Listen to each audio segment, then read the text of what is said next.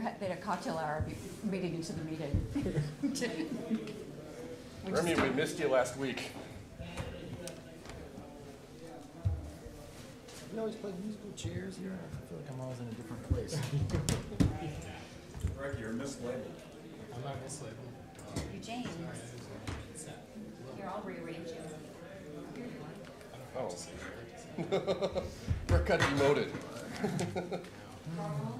Gonna tell James is David. supposed to be David's our gonna be dance partners. James. senior member. Remember? Shortly. No, it's Oh, He's water. just been here.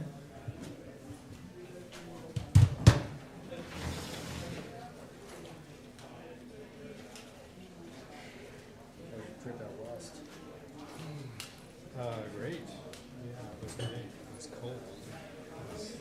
Sorry about creating the trip hazard. When we had I that. dropped my laptop and the battery, like, just. Oh, no. I mean, it's, Oh, no. you know, if it's plugged in, it's okay, but like Yeah. it lasts for like a half an hour. It was right before Christmas. So, and I just haven't attended to it. Well, you know, Remy has very kindly put out some extension cords for us. Oh, but I can't, I'm not sure. Oh, maybe We that were would there work. out there. I think I'm better over here, but that is good for you guys. If anyone trips, it'll be me. So we'll just, it'll be comical. Very loud thud. Thud. I love having the physical design guidelines here. So do you think people coming in are like, oh, is this the BAR meeting? Do you think there are people that want to come here that are out there for a meeting? Probably. Some people wondering what's going on. They're like, oh, there's munchies. I'll stop here. The BAR is offering dinner. How generous. They look pretty good. Of course, they feed the police chief and not us. Exactly. Who hasn't worked a day for the city? Let me just say, bitter, bitter, bitter. Oh, We're not being broadcast, are we? yes. My inappropriate comments. Probably. Oh, thanks, Remy.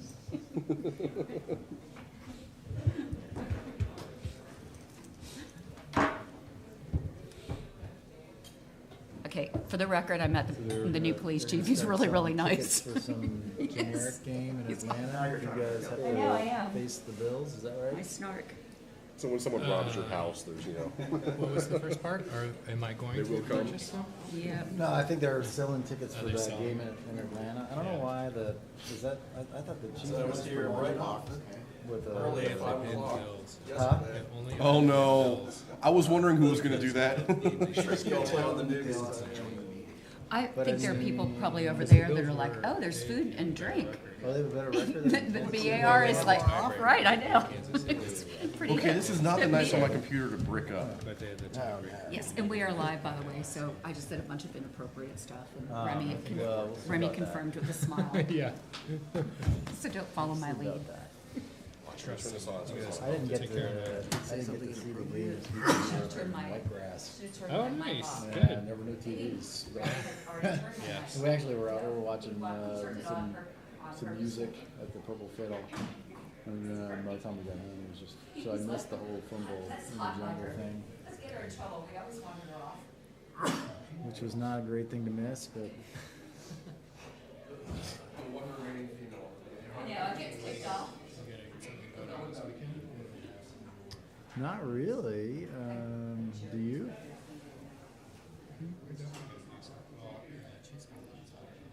Hmm.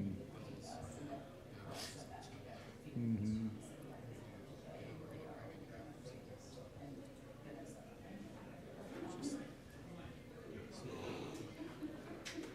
Just at the house. I've been coaching a lot on Saturdays. I've been doing soccer and basketball.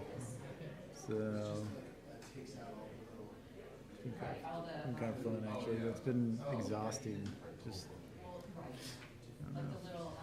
There are illustrations too. It's like my whole Saturday is sports games.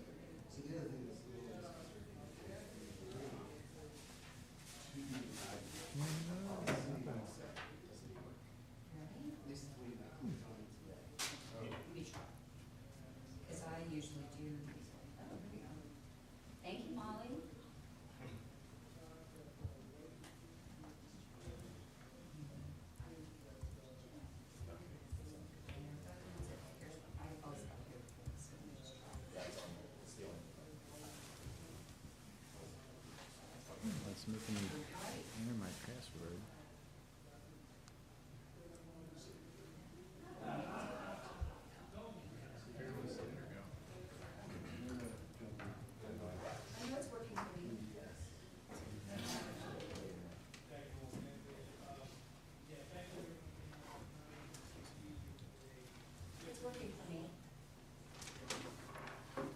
think you guys are gonna take it this weekend, or are you worried about it?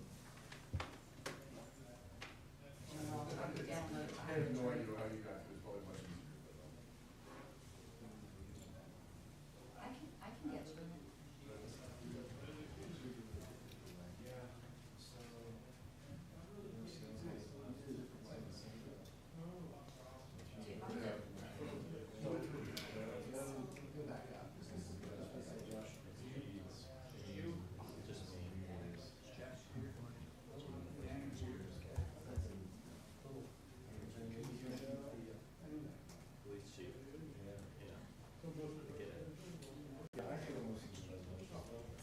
Oh, yeah.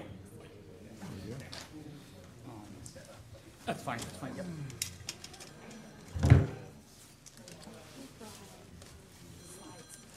That's fine, you can hand them How to have you me. done?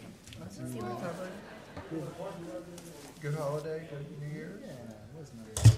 My sister's getting in town. From, where is she coming from? I had one that came in from Alaska and one that came in from Rhode Island, so. Where in Alaska? I did send a note out. North, just north of Anchorage. Anchorage. Yeah. Are we starting? Are we on or? We are on. He says we're on.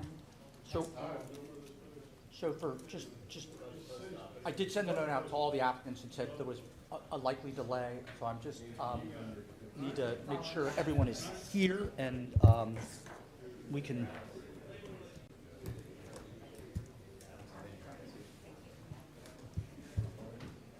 Yes, please. The door's open, yes, yeah, it's open. James said he had problems with the city limits earlier today, so I sent a document that I have, and it seems to work. Thank you. And it sends you straight to different sections. That's helpful if anybody. Thanks, Jerry. Thank you. Well, Carl was able to get to it the way that I was trying, so. Get paranoid about that. I had Outlook.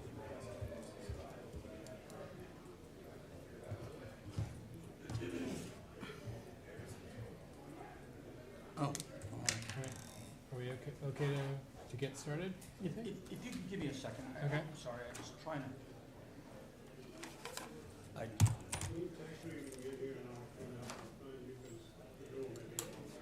Yep.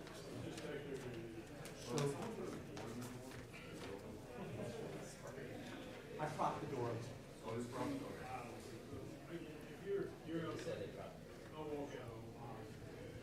Right, I just. So that's just with the draft actions and all on the agenda. Oh. Okay, great. That's cool. Awesome. He didn't do that for me when I shared. That's Hey new. Jeff, where was that last month? New toy. What's that? Where was that last month when I shared? I know. I think I had it right now, but, buried in my pile, so. But, I'm kidding. And will you let me know about that appeal too, Jeff, when you get it, that it's there? Because I don't want to send my email and it just get lost. So whenever you hear they're gonna take it up, whether it's now or. I'm shooting for February 20. Oh, seriously? Do you So- have do you have a say in that? Curiously, it seems I do. Whereas that was sort of some of the, because previously, I mean, I don't determine council's agenda, never have. Same thing with the planning commission, so it's, well, now with you all, I've got a little more freedom, so apparently, well, Jeff, when do you want to bring it? So I think in fairness to the applicant, I'm going to try but I have, for the 20th, I just have to, there's a sequence of some other things coming up with the planning commission that I need to get through as well. New York, just saw a couple of plays. The Utah Starber, Leopold Stock, excellent. And then Christmas Eve, saw our favorite dance troupe, Alvin Ailey. Wonderful. It's good. Alvin Ailey, American Dance Theater. That was, no, well, hotels. Yeah, I know. But it was great. The one downside is that it was the coldest Christmas in 50 years. Yes. It seemed like it was here. Apparently it was very cold here too, but damn. Sub-zero or? I went down to 5.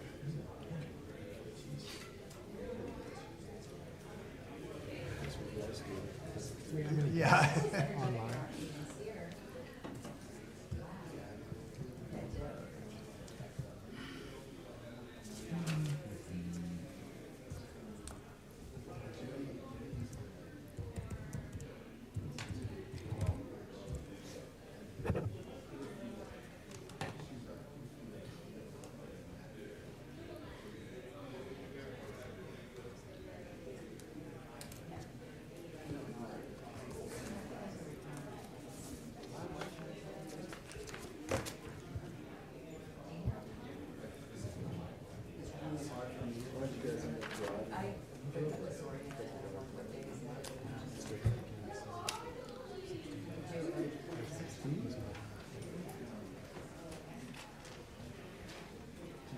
August.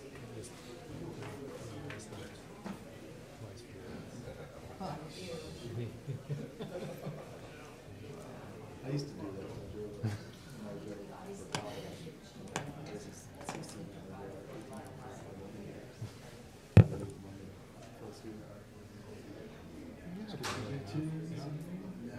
August.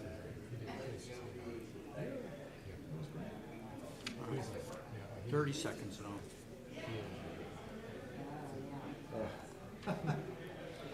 It's interesting you guys split it up.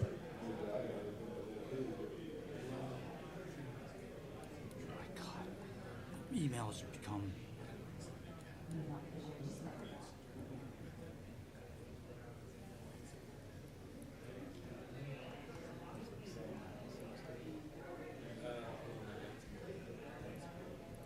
There it is.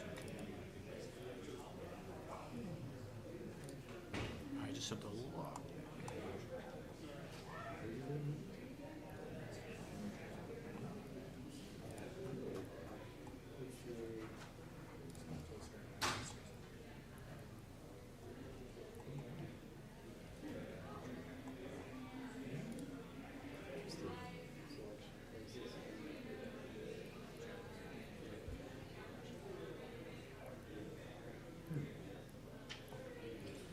All right, as soon as my meeting is, as soon as it lets me in, I think everyone's here that,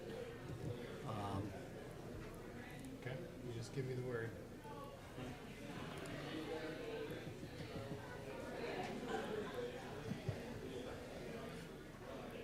I don't need the audio on the Zoom, right? 'Cause- and then,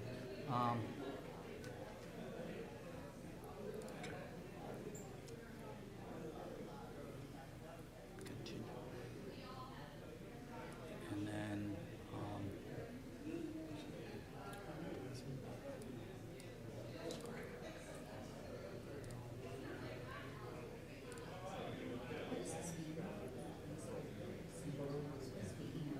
where is it?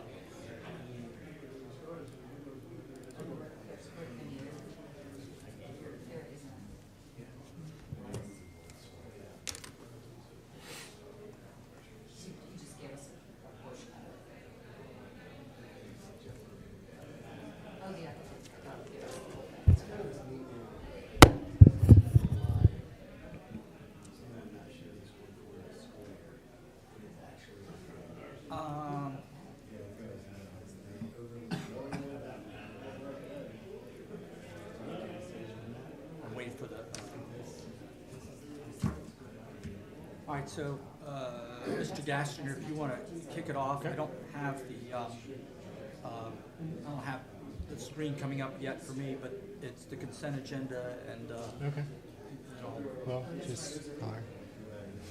Okay, I think we're gonna get started. Thanks, everyone, and Happy New Year. And for those of you that tuning in remotely, I hope we may hear some background noise. It's not that we have an incredibly rowdy audience, but there's a meet and greet also scheduled in the same location. I hope that's not a challenge for those of you listening at home. Welcome to the regular monthly meeting of the Charlottesville Board of Architectural Review. The way things will go this evening is that staff will introduce each item, followed by the applicant's presentation, which should not exceed 10 minutes. I'll then ask if there are any questions from the public, followed by questions from the BAR. After the questions are closed, we'll ask for comments. And for each application, members of the public are allowed 3 minutes to ask questions and 3 minutes to offer comments. Please identify yourself if you're speaking and provide your address. If you are trying to speak from the Zoom room, please raise your hand or press *9 if you're calling in. Comments should be limited to our purview, that is regarding the exterior aspects of the project and our guidelines.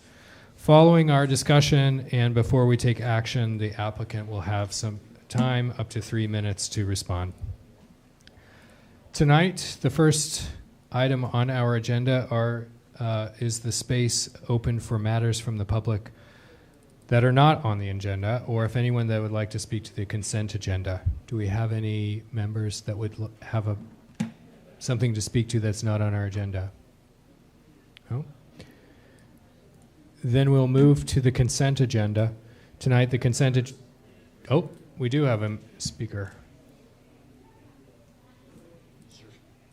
Thanks. If you could, you should be opened and allowed to unmuted. And if you could please identify yourself, and you have up to 3 minutes. Thank you.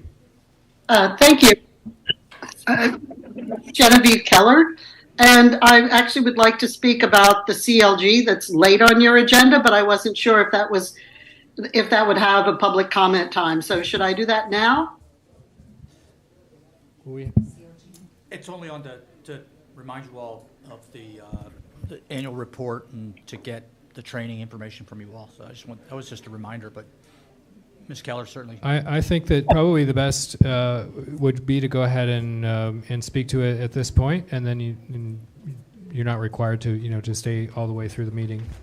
Okay, well, I'm going to join you on another item later tonight, but I wanted to just say to you that the Certified Local Government Program is a federal program that has been around for decades, and that is administered by each state's Historic Preservation Office. In our case, the Virginia Department of Historic Resources, that you probably know by its acronym DHR. CLG is a program that has provided integral assistance to our city over the years. A lot of people don't realize that the intent of the program is to nurture and promote historic preservation values and attitudes in local governments that agree to participate in this program. And participation gives them an advantage in applying for certain funds that are not available to all jurisdictions, and that our city has used very successfully for surveys, nomination, planning, etc. The program intention is to have trained and knowledgeable BAR members, and there is actually an obligation stated in this program for BAR members to appreciate history and to reflect preservation values and attitudes in their decision making. I thought it might be timely to make that as a reminder, because sometimes we go down some design rabbit holes and forget about preservation and the importance of materiality and historic fabric and historic significance. And so I just wanted to say to you tonight, I think this is a really important program. I'm really pleased and proud that our city has participated in it for decades, and I hope it's a charge that you take seriously. Thank you. Thank you very much, Ms. Keller. Any other matters from the public? Okay, we'll move to our consent agenda, which tonight only consists of one item. It's approval of the meeting minutes from February 15th and March 15th, 2022. Do I hear a motion? Move to approve as submitted. Second? Second. All in favor? Aye. Aye. Any opposed? I'm going to abstain. Okay. I wasn't there. One abstention. Thank you very much.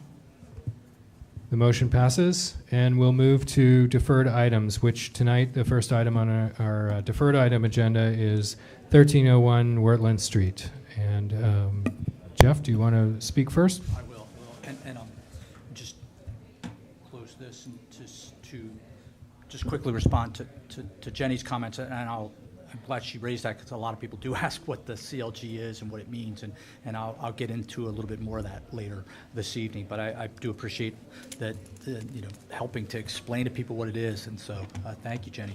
The Jeff, is your mic on? I don't know, maybe I just don't have a loud voice. It's green. There you go. Remy's got you. It's the first time anyone's pushed a mic in front of my mouth. I got to call my brother. So go to the. So this first one that's coming is for, it's a COA request for 1301 Wertland Street. Excuse me. This one has been before you several times over the past year with preliminary discussions and a sort of a continuation of the development of the plan and design. So it's something I think you all are familiar with. But this is the Wharton Baker House. It is on Wertland Street. It is within the city's Wertland Street ADC district. It is also a contributing structure to the National Register Wertland Street Historic District. As we discussed earlier, there's some question about its date of construction. Some cite in the early 1800s, some as late as 1830, but no doubt it has been there. It's a historically significant house in the city. The request is for a COA to construct a apartment building, including the parking, landscaping, and site improvements adjacent to the Wharton Baker House. And I made a note in the staff report, there's not any, not having a discussion here, or it's not presented as far as things that would be done to the house. And in fact, I do also want to emphasize that the in the renderings, the railings and some details of the Wharton Baker House are not what's there. So I want to make clear that those are just in there to help contextually, but that is not what you're not approving, that anything gets changed on the building. And also there was the rendering on sheet 18. I think we got it replaced in time, but the windows that are to the left of the front garage entrance aren't shown, but that's been corrected, so make sure you know about that. As I stated in the staff report, you all have seen this quite a few times and had a lot of discussions about it. It's evolved, and I think those changes reflect the discussions that you all have had, and I know some that newer to the BAR maybe weren't part of those initial conversations, but I think that they have been responsive to your requests. I think if anything, we would be concerned with the entrance onto Wertland, but that has been that feature has been there since the beginning, and so I think we've all understood that that's part of this design. And with that, I'll hand it over to Kevin to unless you all have any questions for me, and dive into the conversation. And Kev, do you want me to move through the slides? I can, whatever you tell me where to go. Do you have any flash drive? Oh, well, this is yours. That's me. I thought it was Mr. Subs. Okay, my mistake. Give me a second, please. Yeah, absolutely.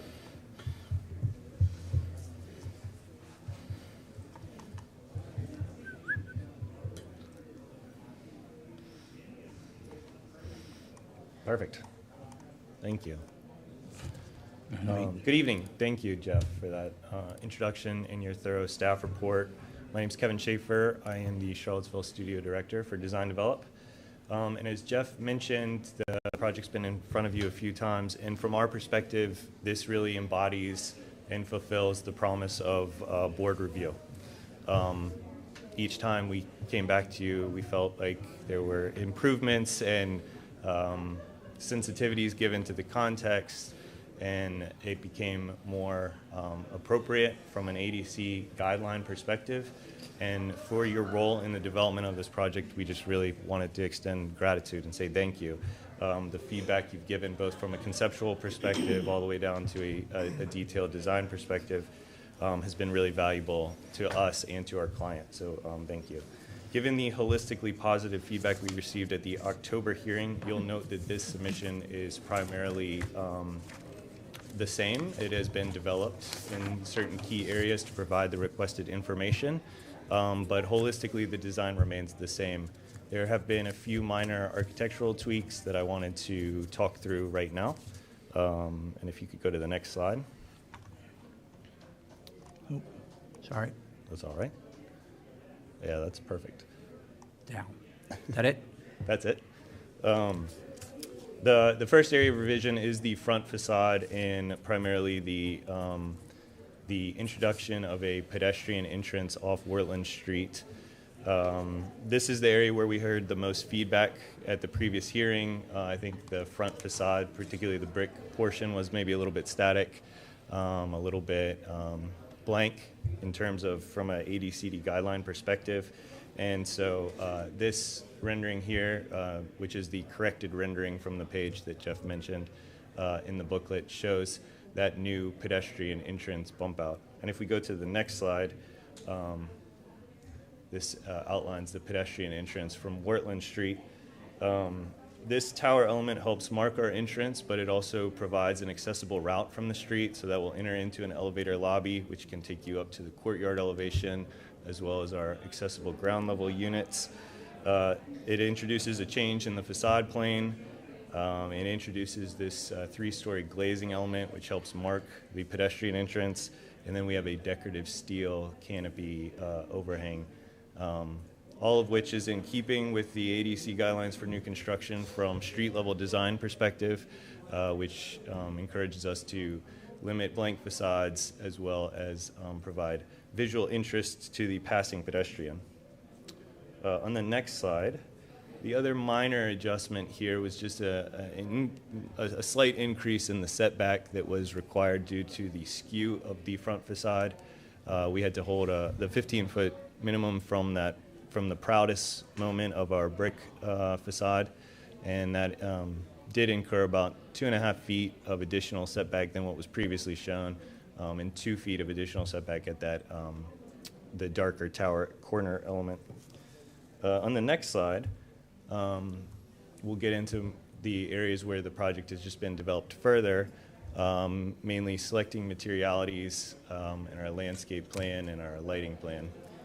We worked closely with Deb Brown at Allied Concrete to help evaluate the existing brick, not only from a conditions perspective, assess the brick on the historic house for us, but also to help us pick a complementary existing brick and mortar, one that would be in keeping with the quality and the materiality of the existing house, as well as the other key contributing structures within the Wortland district. On the next page, you can note that the rest of the materials have been given the same amount of consideration and thoroughness. The board will note high-quality aluminum-clad wood windows, panelized steel entry doors, and custom steel railings. Both appropriate selections for this neighborhood, but also one that maybe it's typically above what we may consider for student housing, multifamily residential project. And next slide. Continuing with the theme of a higher quality and well thought out design that was directed to us by our client, the landscape and site lighting plans have been developed that will bring new life to this parcel, which has seen some wear through the years. The development of the landscape plan has helped strengthen and will reinforce the connection of the existing Wertenbaker house to Wortland Street through a formal circular gathering lawn that you see here and significant street trees, as well as landscape screening of the proposed project. Next page. Staff has noted that alterations are not proposed in this submission.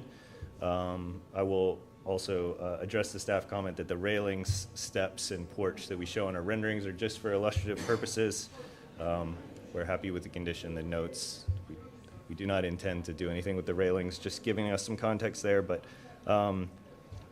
no alterations are proposed at this time to the house, but that's simply because not enough work has been done yet to understand the work that's required from a structural analysis perspective. The house is currently occupied, but the intent from the owner is to make sure that the house is stable, structurally sound, watertight, and ensure its longevity and well-being. So anything that would happen beyond just a deferred maintenance would come back to the board for review, but the intention is absolutely just to rehabilitate as required to restore it and stabilize it. On the next page, and in order to go back one page, sorry. Thank you. In order to memorialize and reiterate our commitment to the existing structure, we would certainly offer or welcome a condition for approval that states something along the lines of the applicant must consult with a licensed structural engineer to determine a construction plan that depicts the necessary strategies to protect the existing structure. It was a note from staff's comment that we would certainly be open to as well. On the next page, and regarding the garage lighting, we're amenable to staff's suggestion of either implementing a condition of approval to require remediating any glare-related issues that could come up, or alternatively, we are happy to provide a revised fixture that does not exceed a color temperature of 3,000 and has a CRI of less than 80. We'd request that that be submitted to staff for approval, but we're open to those options as well. And on the last image, I'll just close by, again, offering our gratitude to both city staff and to this board for your thoughtful review and comment of this project as it has evolved. We're really looking forward to a successful project that is both appropriate per the ADC guidelines, but also helps provide the resources for ensuring longevity and stability and well-being of the very important historic Wharton Baker House. So with that, I'm happy to answer any questions you have on this proposal, and thank you for your time. Thank you, Mr. Shaver.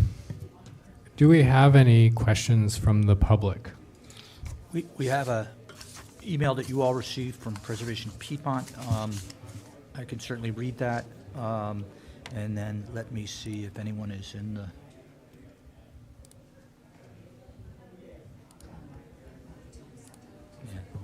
I think that might be good to read into the record, but maybe do we do that in the comment section? Okay. Unless there were, I'm trying to remember if there were questions specifically. Ms. Keller's online. I don't know if she had any questions that... do we have any questions from the public?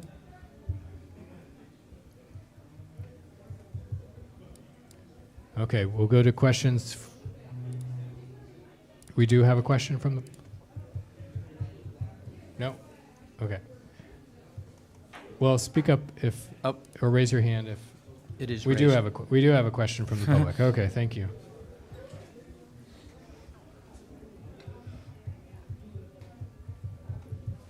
Remy, you have that?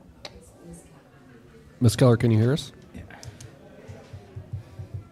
Ms. Keller, when you're unmuted, you're welcome to introduce yourself and pose your question. Oh, actually, thank you. I do not have a question, but I have comments later. Okay, we'll have that in just a few But minutes. thank you for giving me the opportunity to ask questions. Yep, no worries. All right, any questions from the board? Mr. Zimmer? Hey, Kevin. So this is an okay image to talk about it. I just wanted clarity from the last submission to this one. I feel like in the last submission there was some horizontal banding in the brickwork, kind of at the top of the brick sections of the building. Has that gone away, or is it just not really showing up in the more recent renderings?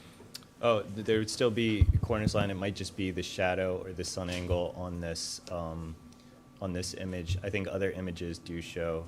We do have horizontal banding at floor level. We have soldier course. We have soldier course above the window headers.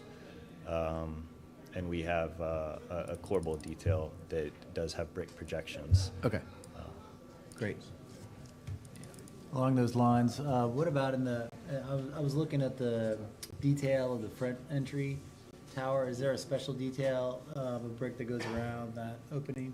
Yes, that's correct. To kind of emphasize and contextualize that, the 3-story glazing element, which is the only place this appears, we also did a soldier course band around it as well. And it is recessed at that entrance to create that.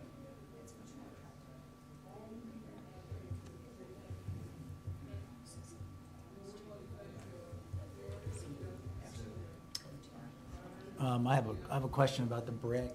Was your intention to try to match the brick of the house, or to create a bit of contrast in the renderings? The new building looks like it's a little redder, I guess, or slightly darker than the house. I'm just curious about what the intention was. Yeah, the thought process was it's a handmade brick on the existing structure, so matching it perfectly is just not going to be possible, but we did want to propose a high quality brick that had the same materiality quality to it. It's a similar shade. I think that matching a shade would be pretty challenging as well. The grout is able to get much closer, so the goal was complement, but not try to replicate. I got 2 more questions since I'm on a roll. Yep. The plans for the house, have there been any further plans for it? Number 1, just again, I'm out of my curiosity, and then the lighting plan was interesting. I'm wondering if you had any plans for subtly lighting the house in any way, shape, or form. Regarding the existing house, the use has not been discussed at this time, just because it's been occupied, and I think they are, they really are waiting almost on that structural assessment. We do 3D point cloud scanning as well, and that would be one means of which we would evaluate the house, as well as with a structural engineer. Regarding the site lighting, a lot of it's low bollards, and that was intentional. The courtyard sits a surprisingly high up above the street level, and so to introduce pole lighting or anything like that would be felt uncomfortable. But to answer your more direct question, which is there any subtle way of consideration for lighting the house? I hadn't considered it. We hadn't considered it. Thinking more about lighting circulation paths and things like that. But it's a good suggestion. Did you have any more? That's it for me. I've got a couple. What about plans to preserve the Wharton Baker House during this construction? As staff noted in the report, other projects that have been built in close proximity have requested a preservation plan through construction. I think we're open to that. One of the things we suggested with the condition for approval would be consulting with the structural engineer and developing that construction plan to ensure stability. It benefits the owner to do that as well. Sure. It's a disaster if anything happens to the house from multiple perspectives. So not just a historian one. So it's a good idea, and one we would likely do anyways, is a structural protection plan and monitoring throughout construction. Projects we've done with this owner have involved heavy CA work from an architect and a structural engineer. We anticipate being involved throughout the project and monitoring the existing house throughout the duration. But if there's a formal way of doing so, or a formal outline, we are certainly open to. Considering it's 10 feet from a structure that's arguably 130 years old or something, 10 feet is a really tight squeeze. I think that's a concern. It's not just, so I think on the project that was in the report, they did seismographic testing and monitoring throughout the construction project. So, My other question's a really easy one. I wonder why you chose a gumball tree near 2 walkways and a species that, according to someone who knows these trees better than I, will drop spiky gumballs, which are trip hazards to occupants, and which could flow into the street of Wortland also. A good I have question. like a personal problem with this tree. As you can see, I've spent a lot of money to remove them. Just, they're not, I mean, they're nice, and they look like maples at a distance, and the foliage is pretty, and they've got, you know, like fast growing and stuff like that, but those things are just, you know, pesky. A great point. I think when in talking with the landscape architect, Water Street Studio, and working closely with Jesse there, there was a discussion about some diversity. You know, we didn't want, there's a lot of maples, and then there's ginkgos down the side and things like that. So obviously getting some different species involved that were native, but also like harmonized with the rest of the planting selection was important. I'd direct the question to her more. I can't speak on why that one Is was she around? chosen right there. Can I She's ask her not. that, or I'm no? sorry. Okay. Well, sorry, you're the only one I can pick on right now, but. That's fair. And it's, I mean, it is not an issue with our guidelines, except pedestrian-friendly policy. It's a great point. Because it's and- really wedged right between 2 places where occupants would walk either into the building or into the stairwell for the garage. And just to talk process, what would be the vehicle for substituting a tree through BAR? Is that, something we would submit for administrative approval, or, because I think we're open to a suggestion. Your point's well It's not a taken. big deal. Yeah, I mean, in the past, what we've done is opened it to species that are, one easy way is to open it to species that are on this city's tree list. Certainly, that gives at least some flexibility, but I don't see it as a problem. I think that we suggest we could make a motion that species be replaced with a comparably scaled native tree, Yeah. and leave it at that. We'd be open to that suggestion. And just one other question, and this was from the staff report and suggested by staff. Archaeological studies of the property, has the applicant given any thought to that? Yeah, the applicant has given thought to it. Kind of along with the owner has. preservation stuff, I mean. Sure, could be the absolutely. same. I think it's the most important structure in the Wortland district. A phase 1 seems appropriate for record. It was something that was discussed, and if the board requires it, then we would happily comply. Thank you. Any other questions? Yeah, I've got a question. Kevin, you mentioned the lighting, and that you would be open to considering options rather than 5,000 K lights. The only ones I see that are in the parking garage itself, and I'd be concerned about sort of a spill out. It seems like your lighting plan, the rendering shows real subtle lighting, which is commendable, but I am a little bit concerned about the spill out from the garage itself. And so the question is, there must be parking lights that are not 5,000 K.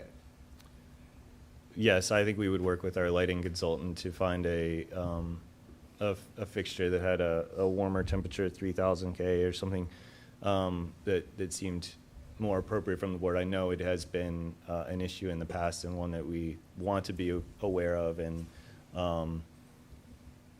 we certainly appreciate the comment and are happy to adjust as required. Whether that's through, either at completion of the project, some sort of shielding or remediation of that glare, or just through selection of a different fixture and submitting it to staff with those guidelines. Yeah, that would be my Yep. thought, that just, that it would be a different specification. Okay. I had a similar question. It was about the shielding of those lights too, just to ensure that we're really not getting any glare bombs coming out of there. Glare bombs are bad.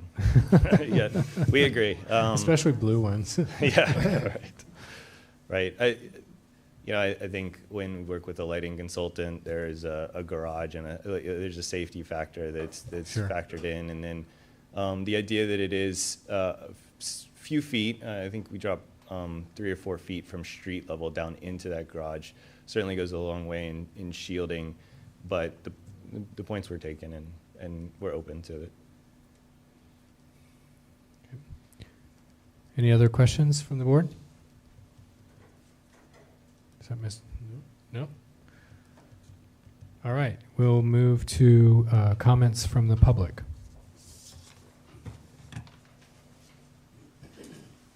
And Ms. Keller, if you'd like to speak to this project, now would be the time. I'm not Yes, sure thank you, Mr. Chair. This is Genevieve Keller. I'm representing Preservation Piedmont. Preservation Piedmont has been engaging on this project since we were first aware of it in the spring of 2022. And we still find that this proposal that dominates the front side yard of the Wertenbaker house to be disturbing and inappropriate because it is out of scale and inharmonious in its historic context. The historic house environs had been developed at the same time as the earlier architectural rehabilitation of the house that occurred decades ago. And many of us have been shocked at this second intrusion into what remained of the historic Wertenbaker landscape. Several weeks ago, we suggested that you explore ways to make this project parking exempt in hopes that the project could be repositioned and that the gaping vehicular entrance crossing a heavily used pedestrian sidewalk could be eliminated.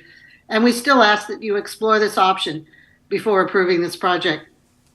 We do appreciate that some changes in design have had a degree of mitigating effects, but the new construction still intrudes on and pinches the historic house, one of the most significant in our city that is a rare residential survivor of the early 19th century. We share concerns in the staff report about the need to protect and monitor this and other buildings in the vicinity during the construction phases, should approval be granted. We also support and advocate for archaeological investigations. We hope that you will, as you did on Preston Place, address the historicity and significance of the historic Wertenbaker house and reiterate an expectation that the residents continue to be respected by continuing to follow Secretary of the Interior's standards for historic preservation and that it be retained in its historic location. Finally, we ask that you use this experience to be proactive in trying to ensure that the city's other ADC districts be better protected in the new zoning ordinance in terms of underlying setbacks and other design and spatial requirements, so that there is not such a dramatic contrast and contradiction between our design guidelines and the area's zoning, and that in such designated areas, especially those that will be identified for medium density, that the BAR recommend to the consultant, staff, and steering committee that proposals like this one are not desirable in most of those contexts. This kind of scenario threatens the spatial integrity and significant cultural landscape features of places like Rugby Avenue, Rugby Road, Park Street, Ridge Street, just to name a few of our iconic streets. We need a better proactive approach and mitigations so that harm to historic district landscapes does not occur as we pursue an increase in housing units in our city. We should look for ways to ensure that we are not a city of tight squeezes, as Sherry Lewis so aptly put it. We can grow smart, and I think you can play a big role in that because you're the group in the city that's already conversant with design review and how infill could be done better. Thank you so much. I'm putting a lot of confidence in you. Thank you, Ms. Keller. Do we have anyone else joining remotely or anyone here in the room that would like to comment on this project? No one is raising their hand. All right, we'll open it up for a comment from the board.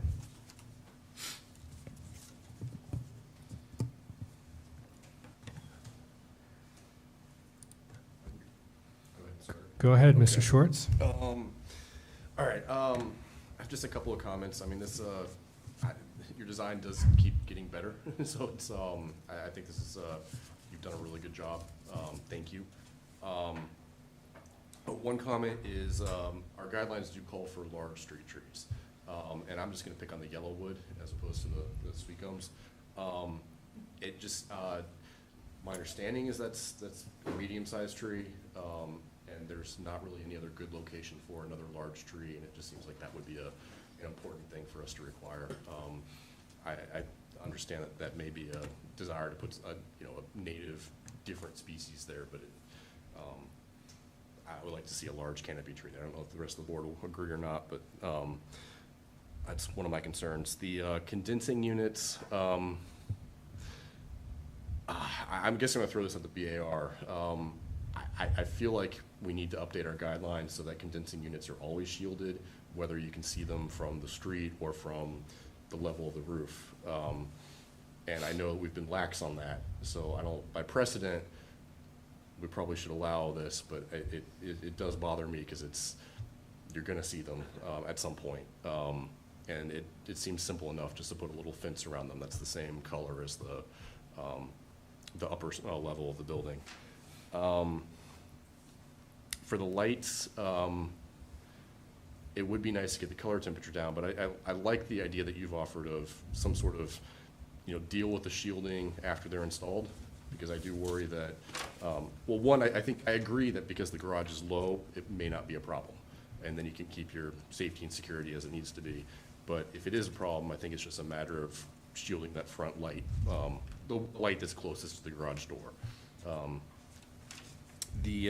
I just want to comment because there's another applicant in the room that I've picked on for this, but the open stairs, I think it is acceptable in this context. And it's very specific to the context, and the fact that they are facing to the side and not facing the street is helpful.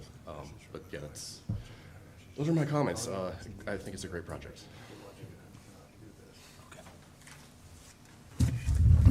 Excuse me, we've called from outside. People at home are not able to hear us, so if we can turn up the volume a little, Remy, or talk into the mics. Quite an audience. Talking directly into the mics does help me a great deal. I apologize. Not at you, right, just overall.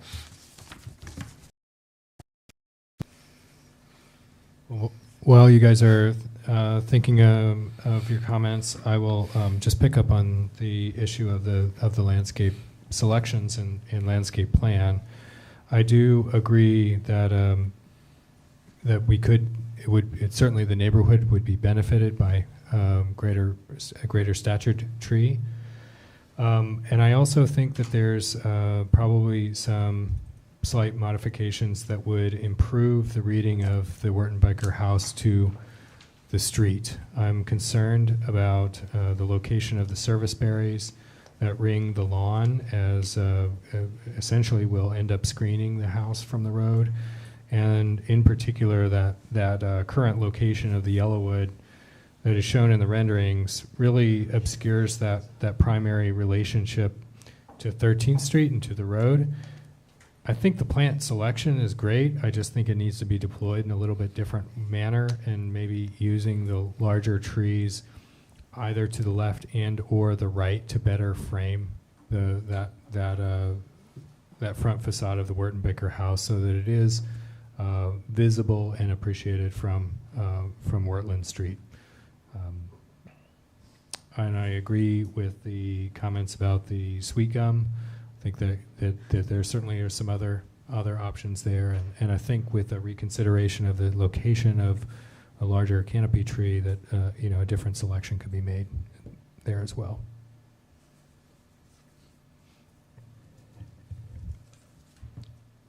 I want to say that I appreciate this process. It's been kind of amazing to watch this design over time. I think this particular design is quite spot on. And given the concerns about the historic context and so forth, right now there's just an ugly parking lot there. I think this would be an improvement over that. You're not going to get that lawn back. So I think that this building actually fits very sensitively into the landscape. And I particularly like the fact that there's now an entrance on Wertland Street. I think that makes it more accessible to people viewing it as a building and breaks up the massing.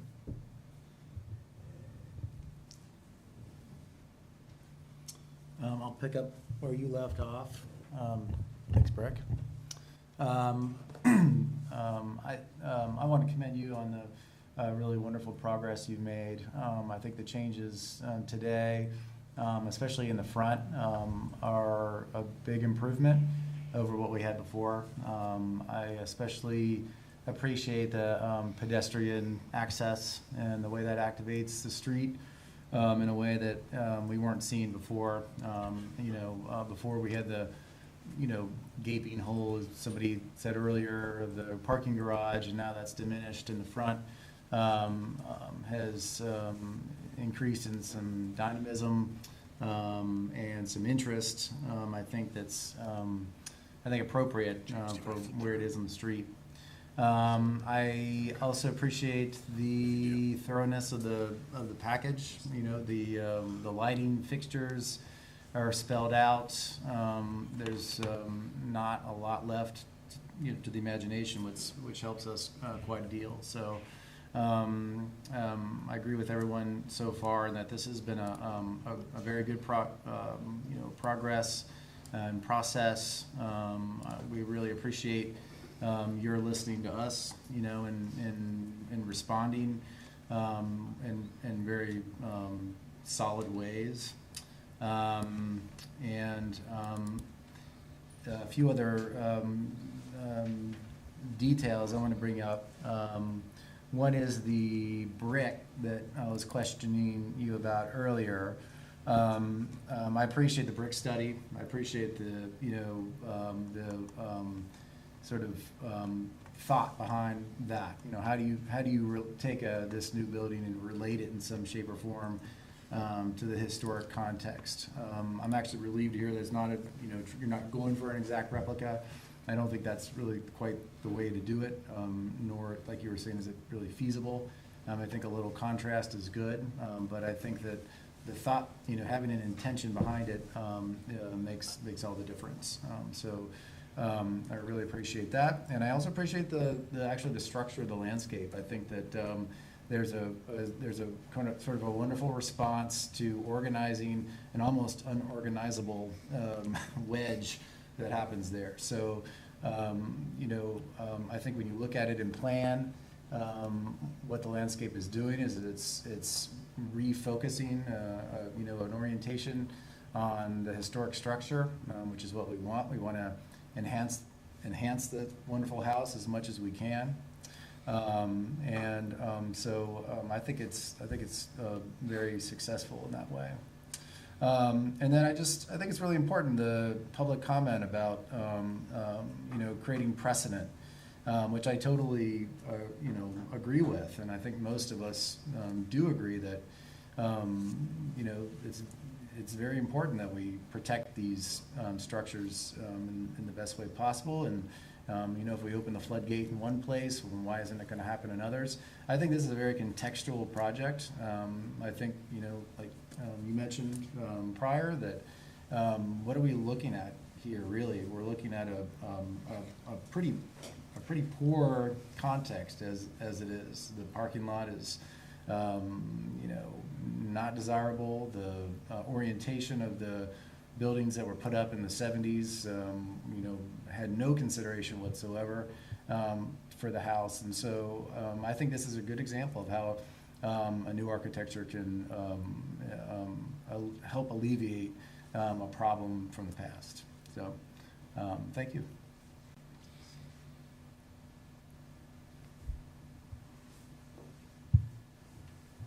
At the risk of sounding redundant, I'll just say I agree with, so you don't have to listen to the same thing. A lot of the comments previously made, I think I'm generally supportive with a number of conditions that hopefully the applicant finds acceptable, maybe some other ones that they may not, unfortunately, but I think this has gone in a really good direction, and thanks for what you've done with this since the first time we saw it quite some time ago. My only comment, now that we've seen a more in-depth landscaping plan, is the sidewalk that bifurcates sort of the front yard, as it were, front triangle, barely. Seems like the landscaping plan is trimming the walkways now, and I wonder if along, on the new building, along with the shrubs and low landscaping that are flush with that building on the western side, thank you, whether on the other side of that sidewalk, you might be able to have a low hedge as well. And I think that would, not that we want to veil this building, but I think it might help to mitigate the mass of this building when you're standing in the street and you look at this building and you look at the historic structure. And it might be kind of a nice way of creating some areas in there that might provide seating or lounging or whatever. So just a thought on that. I think there are some that are created, but they're sort of in a more circular pattern in both of those areas rather than defining that sidewalk on the western side of it. So it's the only creative thought I had. My own thought was, I looked up the brick selection on the Old Carolina website. It was Windsor, I guess, was the blend y'all were looking at, and they didn't have it on their website. And that concerned me, so I called them up, and they said they didn't know when they'd have it, maybe by the end of the next summer or something, or this summer. So you might just check in with your brick rep, and you might have to alter your selection, I guess. You're probably a ways out before you're putting brick on, and hopefully the supply chain catches up. But, I think that what you've talked about is right, trying to find something complementary to the historic structure, and that's important. So work with the brick reps. I do feel like it's a big building. It's close to the historic house, but I also kind of agree with Ron and David that, like, in this particular context, the damage has already been done. Like, we've got really ugly apartment buildings all around here, and so hopefully by having a nicer apartment building next door will help things out. But I think Ms. Keller's point's well taken, that we need to try and figure out a way to look at other areas in the city and just get some stricter guidelines or something. I don't know.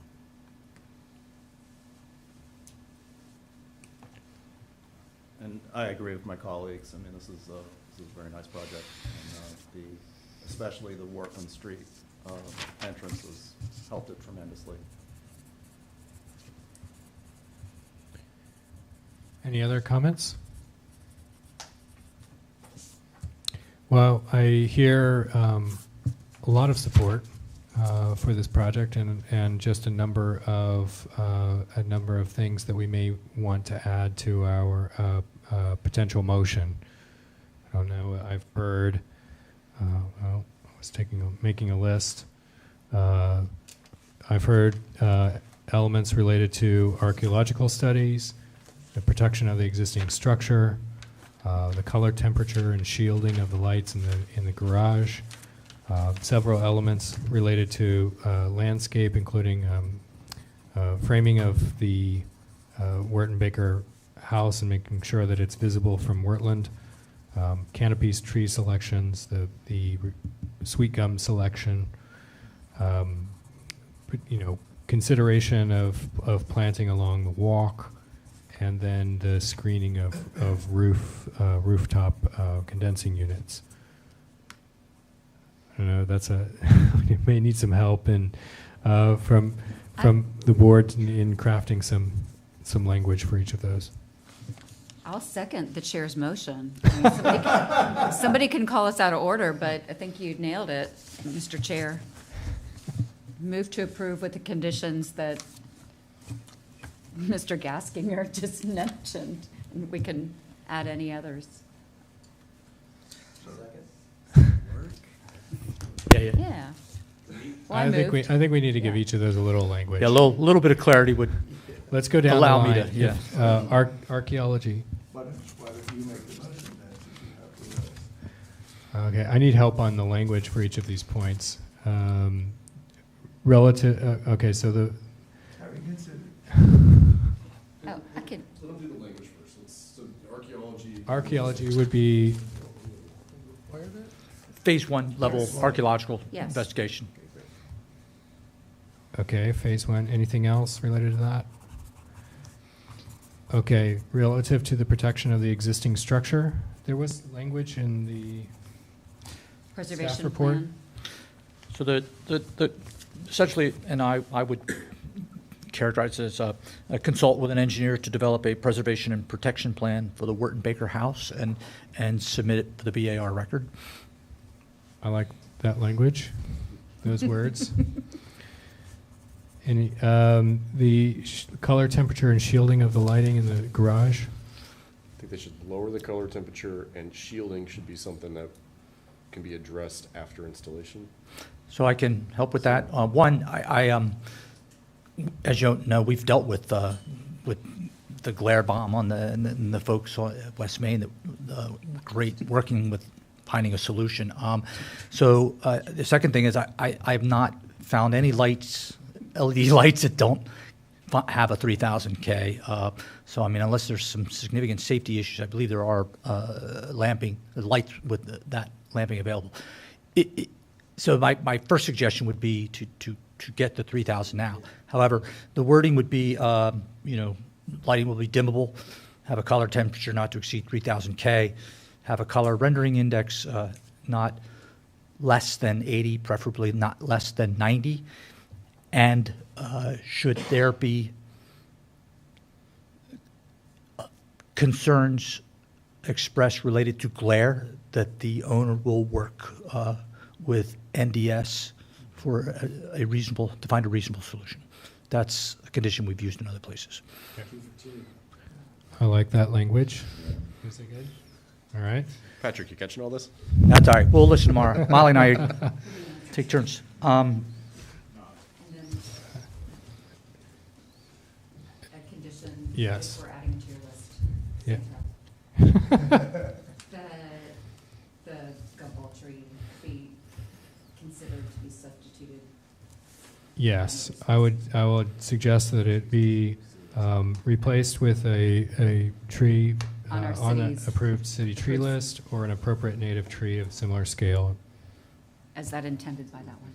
Yes. And then I'll also note that the location of the tree should be considered to better frame and ensure visibility of the Wharton Becker house from Wortland. So we're talking about the yellow wood in that case. So where would And- you put it? I think there's space both on actually if I'm concerned about the service berries. If you took one of the locations of the left, the westward side of the oval where the service berries Well, are. remember, there's an existing tree to remain on the far west side of the No, property. not all the way over there, but if Uh-huh. there's five. Mhm. There's 5 trees in the front. If you took one of the locations of the ones on the west, you could easily put in a large tree, that But location. it'll have no relation to the street at that point. I'm trying to get a street tree back there because we're going to lose a bunch of trees that actually canopy all the way across the street. So you prefer it be down front? Yeah, I mean, where it is good or even closer It's to the gonna- street. It would. So when you come down obscure the 13th house. Street, you'll just go, like, there'll be a tree right there. Yeah. What's on the other side of the, what is it? I think actually, even if you move the tree, 10 or 12 feet to the east, it would also help quite a bit. Yeah, this one. But If you put it closer to You the just wanna see wall. that. Okay. It just seems like for this project, it's doing so much to improve, to set This the one's set the location of the Wharton Baker house in relationship to the street, Mhm. have a better relationship to have a tree right in front of it. Is I guess Counter- that location seems to me like it seems like it is off to the side. And if it was a canopy tree, eventually it would actually get tall enough that you'd look under the branches to the house. Whereas, again, the yellow wood, I think the branches will always be low enough that it's. It's fairly upright Is it? tree, Okay. yeah. You're thinking next to the stair, is that where that little just like- slot between the drive and the stair? I mean, where it is, or even closer to the street.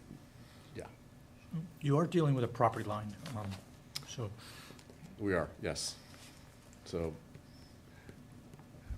my my proposed condition was just to swap it out. Yeah. I know you had a separate condition about making it Yeah. more visible with the service Well, I berries mean, I and think the whatnot. service berries are Cover also the going to existing screen the house significantly surface. as well.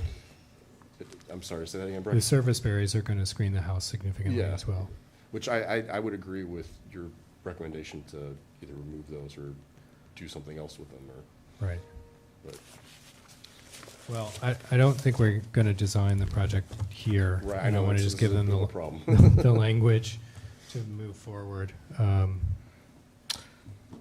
Could I offer, just so there's something that workable, and knowing the folks at Water Street, as most of us do, they're probably quite capable of taking the instruction and working with it. So I think there's direction relative to the service berries. I don't know exactly how to address the yellow wood, but the objective is, as you stated, and that the landscape plan is revised and submitted for the BAR record, so just to get a look at it, not to approve an eye, but. If we can do that, that would be great, but I just want to make sure we can do that. I mean, I certainly would like to have it as a record for, to memorialize what changes. But I think that, I mean, are you going to be able to look at it and say, yeah, that does what they were asking? well, I think the line here is at what point are we redesigning and what point are we, guiding? So I just, if, in order to, I mean, unless there's something very specific about this plan, and I'm referring to sheet, the 2 in the submittal, unless there's something very precise that you all would like changed, and that would be the way to word it. Otherwise, these sound like, I think we can do it. I think we can. So what I'm hearing is that we would like them to revise the location of the planting to including moving the service berries to ensure that the front facade of Wharton Baker House is visible from Wortland Street, and that the species be reconsidered to and include canopy scaled street tree as close to Wortland as possible. Yes. Right, could I clarify that language? yeah. You mentioned revising the location. It's a pretty compact lot that's pretty heavily planted. I guess my question is just, what is the revised location, or is it just an elimination of service berry or replacement with shrub? It could include elimination of some plants or. Okay, I yes. just wanted to clarify that it wasn't like keep the same amount and look for other places. No, I think. Maybe I'm being semantic, Right. but Not a whole lot of. I think it's going to, I mean, the plant palette is a good one.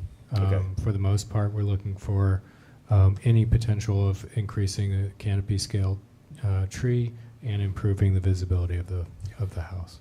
that seems like clear direction that I think we can work with. Thank you. And removal of this weekend. Okay.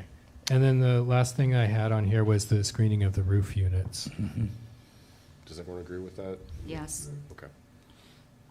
Is it enough to say that they would be screened, or do we need to be specific about how, or?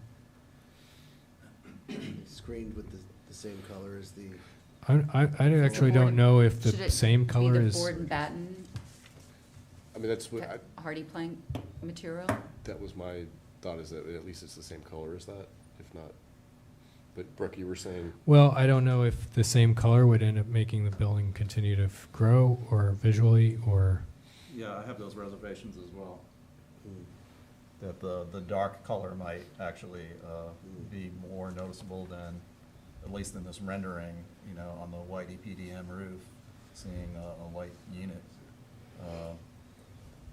You could maybe do some light colored screening.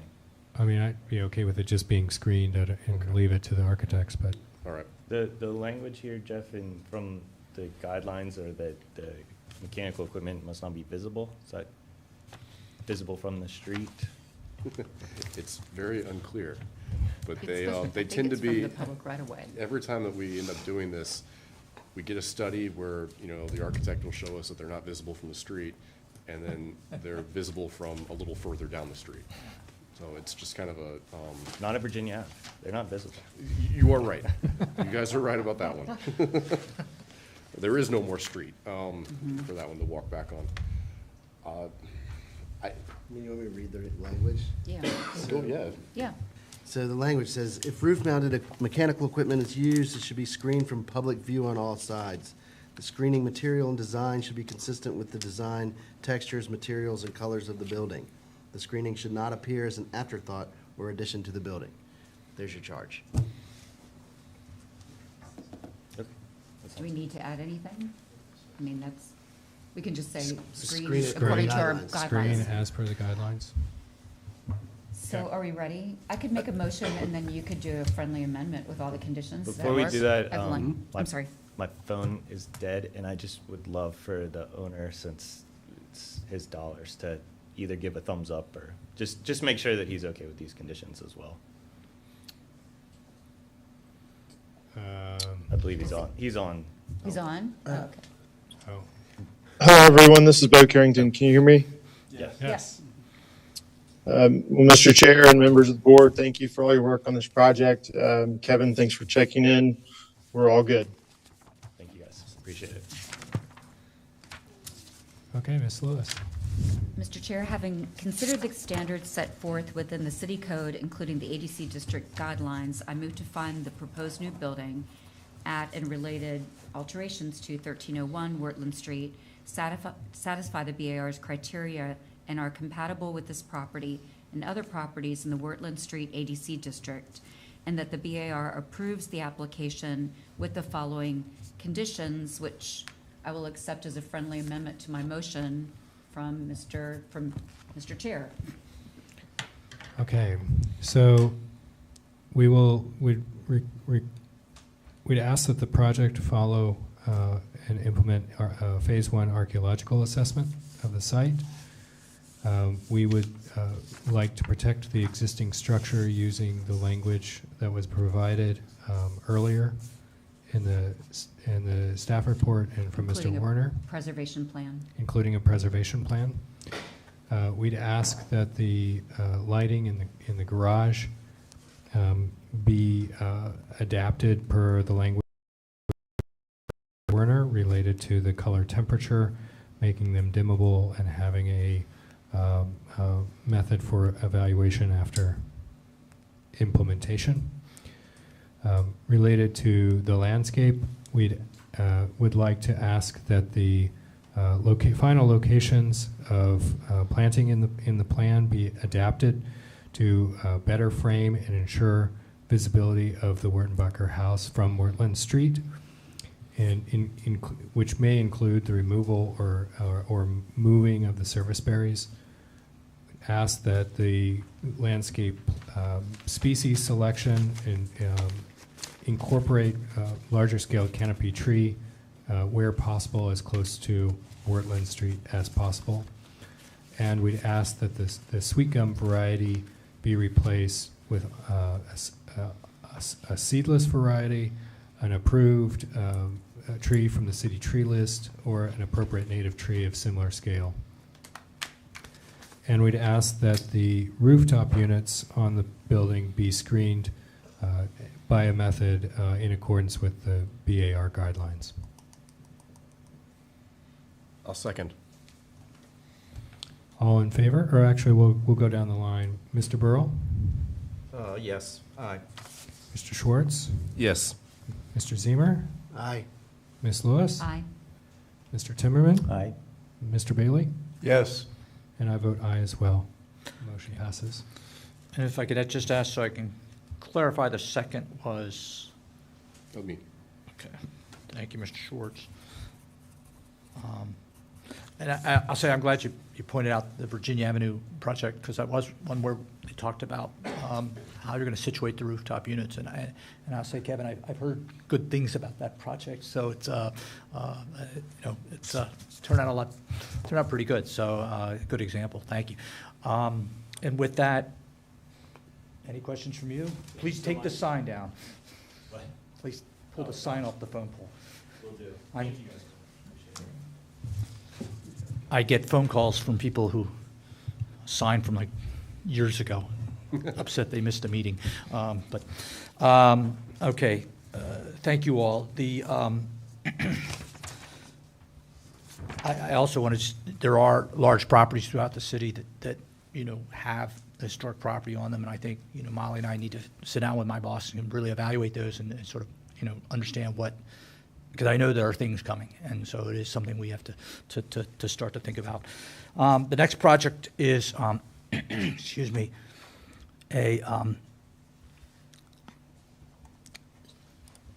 There are things coming, and I'd also say that we are really building a track record also of some examples of how to do this well. It takes some patience on behalf of the applicants and the board and the public, but I feel good about the progress we've made under a number of these recently. So, thank you. It's not easy. Speaking of not easy, this next project is a COA request for First United Methodist Church on, sorry, I don't have kids to yell at anymore. I don't know what's wrong, but this is First United Methodist Church. Is a colonial revival brick church with a monumental portico, tower, and a steeple, and it was constructed in 1923. It is in the North Downtown ADC district, and it is a contributing structure. This, we had an informal discussion back in September and another discussion in October with Mr. Owens and members of the congregation, and the request is to accommodate a solar panel project at the church. The initial discussions were primarily not problematic with the panels per se, but the fact that this is an existing slate roof, and slate not being a material that accepts a lot of activity on it. So the current proposal is to remove the sections either, and Bill, you can probably clarify to the extent you're proposing to remove the slate, but to remove the slate where the panels would be, install asphalt shingles that would then be beneath and concealed beneath the solar panels. So as far as I see it, the difficulty here has been is if this had been an asphalt roof from the get-go, it probably wouldn't be a difficult decision, but this is more about removing a slate roof than it is in some ways about the solar panels. So I offered a lot of suggestions in the staff report. I know from talking with some of you that this is a difficult one, and I apologize that I don't really have a recommendation one way or the other. I think that I do offer that, and I hope my logic was sound in that we are in a different place than we were when these guidelines were adopted as a community, as a city, as a world. And I think there's an acknowledgement of steps that should be taken. That said, this is a rather expensive proposition to remove a very, roof that may be there another 80, 100 years to install these panels. So but that's not our call to make a judgment of how they expend the funds on this or not. But I think there are ways to look at this that offer support if you are willing. The fact that this is a reversible. In fact, earlier this evening, I was asked by someone in city staff, where did I draw the line on things? And I, said, well, I think reversibility is important. This is a 1920s building. That's not, early 1800s. This is a 1920s building that is offering to do something important. And I offered, and I hope it wasn't seen as flippant in the staff report, some questions that sort of I kept coming to my mind. They didn't, most of them appear to have an obvious answer, but that's not the point. Sometimes asking them, it helped me with a little bit of the context. And I also found interesting that in our guidelines, and I know it's in the staff report, but, you know, the word solar, and it is only mentioned once, and in fact, that's in a sentence where it discourages solar panels on historic roofs. There's no mention of photovoltaic or alternative or renewable energy. So our guidelines are certainly behind the curve. But again, that said, our guidelines are relatively clear and would probably, in a strict read of this, suggest a denial of that. That is the way the process is set up, in that if the BAR denies something, an applicant can appeal to council, at which council can consider other circumstances that are otherwise outside of the BAR's purview. So it's a part of the process. It's not a punishment per se. So just put that out there. Sorry for the lengthy explanation, but I hopefully that will help. Do you have any questions for me? And I know Bill's here with I believe the roofer and other folks in the congregation are here to answer any questions. Thanks. Would the applicant like to make a presentation? Thank you.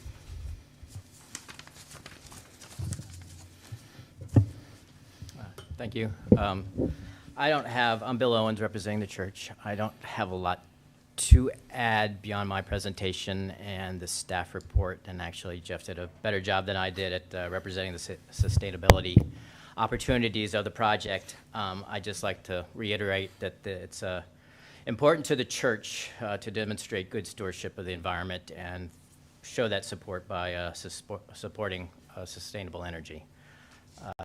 They've been doing a lot of green initiatives at the church, and as a result of that, someone has offered a fairly large donation to consider adding solar panels as well to the church. If they were to do so, they'd like to maximize the advantage of that and the coverage of it to reduce their carbon footprint and their electrical bill as much as possible, as savings of close to 50% or $11,000 is proposed. Last time we were here, a major part of our discussion was about the installation, not the panels themselves, on a 100-year-old slate tile roof, and we've tried to address that by proposing to remove the shingles underneath the tiles underneath the panel arrays and replace them with a waterproofing membrane. Right now, it doesn't even have a paper or anything underneath the tile shingles, and a asphalt shingles, which will give it a more typical installation and reduce any concerns there. And the panels would cover any kind of roofing and change there. Anything remaining would be visible as slate shingles, and the new roofing would not be seen. The removed shingles would be salvaged and saved. They could be returned and used for repairs or replaced if the panels were removed in the future. Again, the roofing, the new roofing we don't think would be seen. We don't even think the panels themselves would be seen except at a distance. We don't think the panels, since they are only about 6 inches off the roof surface and follow the roof line, or don't change the characteristic of the historic roof or are detrimental to the character of a historic structure. I am here with the roofer from Martin Roofing and a representative from Tiger Solar, if you have any questions that we couldn't address last time. We hope you'll consider it favorably. Thank you. Great, thank you.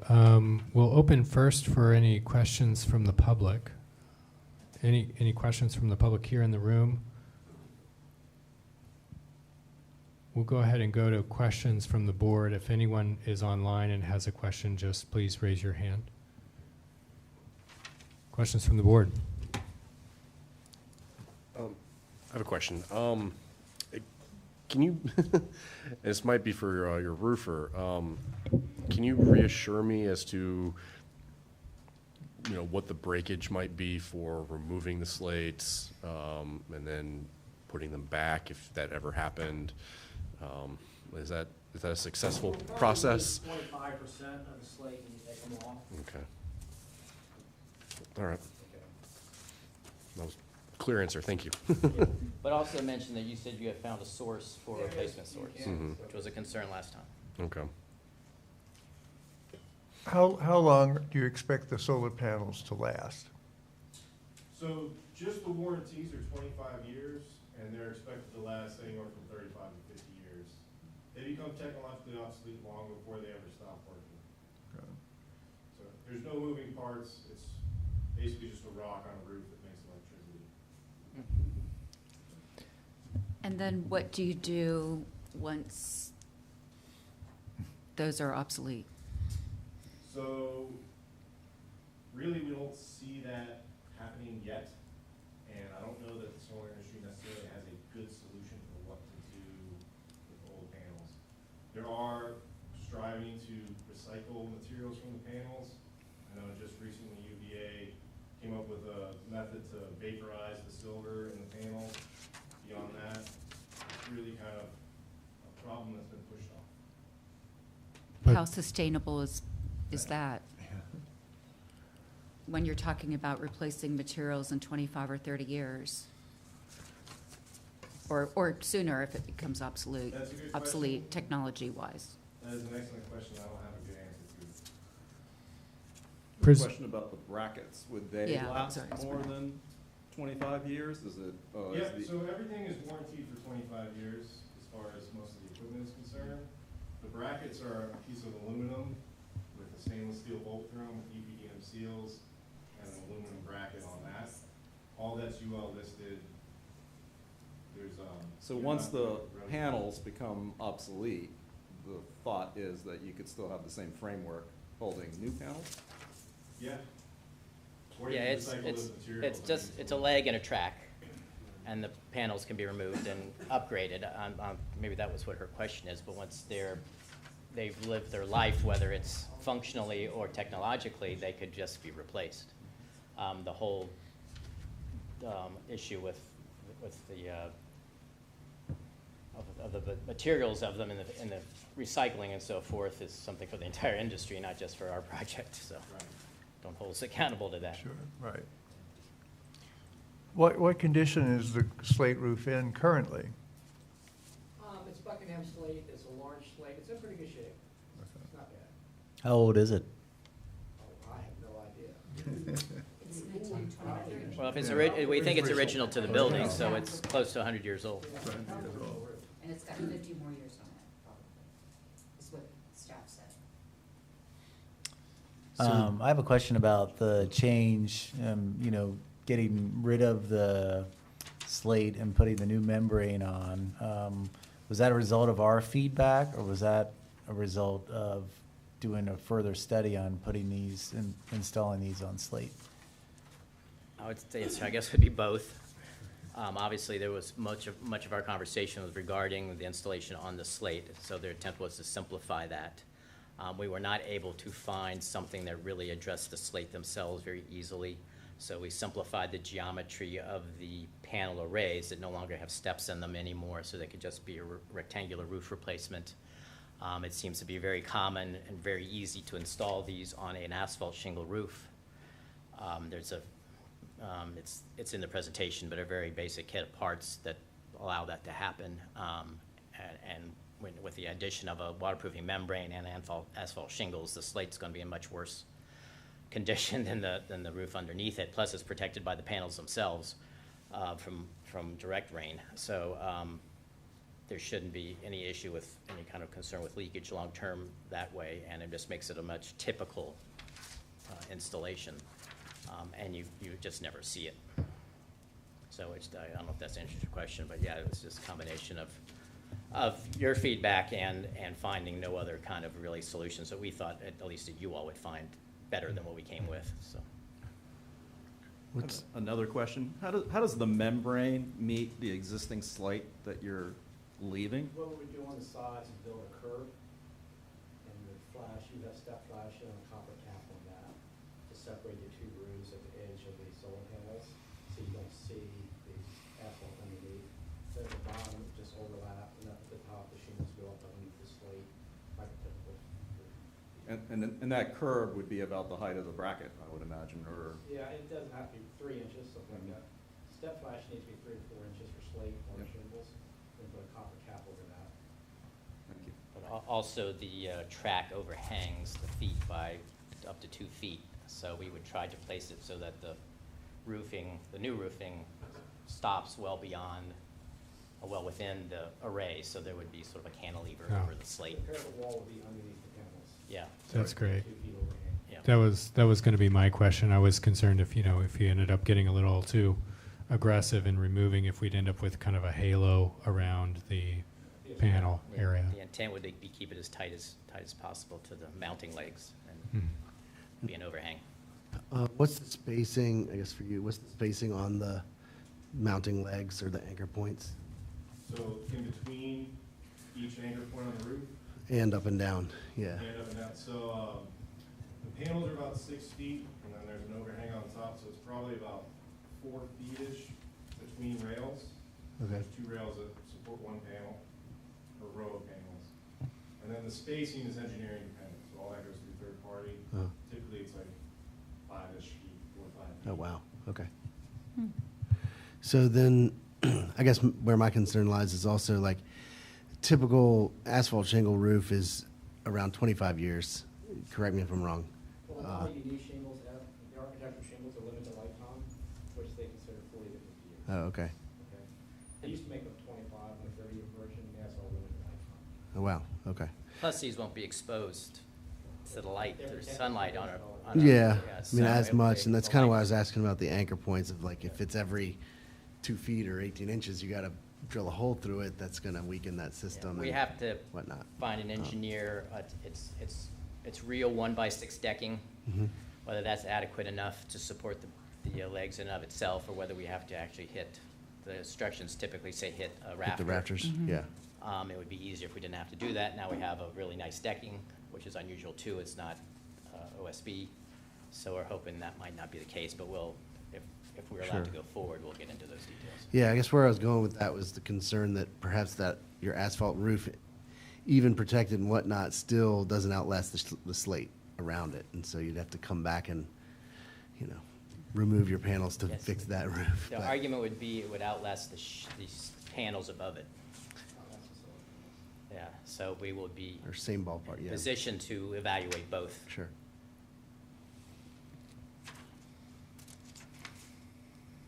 Looks like you've got a question on the tip of your tongue. So, how many square feet or square yards of slate are you removing? Have you done the math on that? Like, what's the area of You said about historic 25%. slate? No, I had, and it slips me right now. It's been a while. Like, is it, It's, 200 and some panels. Maybe 200. this older guy can do a quick 18 calculation. for you. times 220 should give you the square footage. You said it's about a quarter of the roof?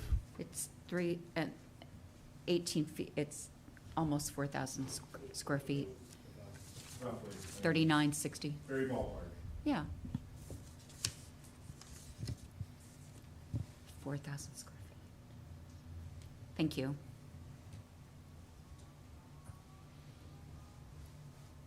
Any other questions from the board? This is kind of more abstract, but I'm just, we're talking to 2 or 3 of you here, but this is a congregational decision. I'm just curious about, are people sort of like, oh, this is a good idea, let's do it? Are they, very excited about it? Is it something that's kind of been talked about? Is it a buzz in the congregation? I'm just curious what from your side, what are people saying about it? I'm the pastor, Alex Joy.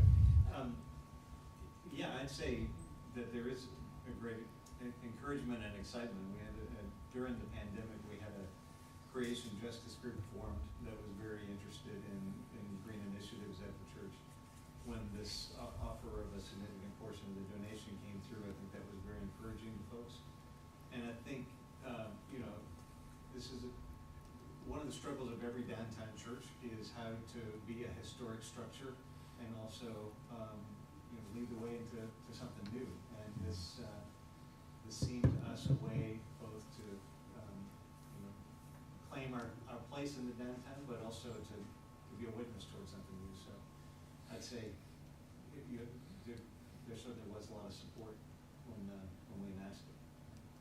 And to also include, this also coincides with the Inflation Reduction Act, which now opens up funding to nonprofits that it didn't before, that allows this to be funded in a large part in a way that we had, it wasn't available before. So that's a big part of it that encourages it as well. Right. Thank you. Okay, are there any comments from the public here in the room or online?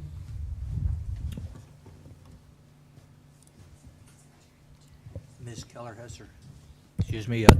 Okay. Ms. Keller, if you could speak up when you're unmuted. Yes, hello again, Genevieve Keller. I'm not going to weigh in on this. I haven't had an opportunity to study it, and I certainly understand the desire of the congregation to engage in environmental stewardship, and I'm just not going to comment on that. But earlier in the meeting, there was a comment about the BAR and solar, and I was able to find a reference back to your minutes, BAR minutes of July 18th, 2017, when the Planning Commission had referred solar text amendments to the BAR for consideration. It doesn't offer a great deal of guidance, but it does make a couple of suggestions about ADC and conservation districts. So I just wanted to make that reference to you, that the BAR was consulted when the city was revising its ordinance in terms of solar arrays and solar panels. So you were part of that process. We don't have a lot of institutional memory right now in the city in terms of public officials and staff. So you might find it interesting as a point of departure and how to address changes in the future. So that's July 18th, 2017, item E in your minutes. Thank you.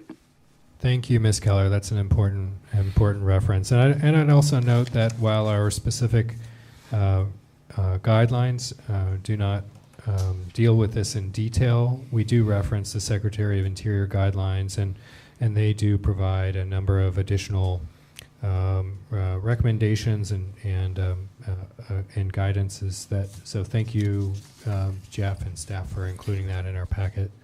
I think that's always important for us to keep close at hand.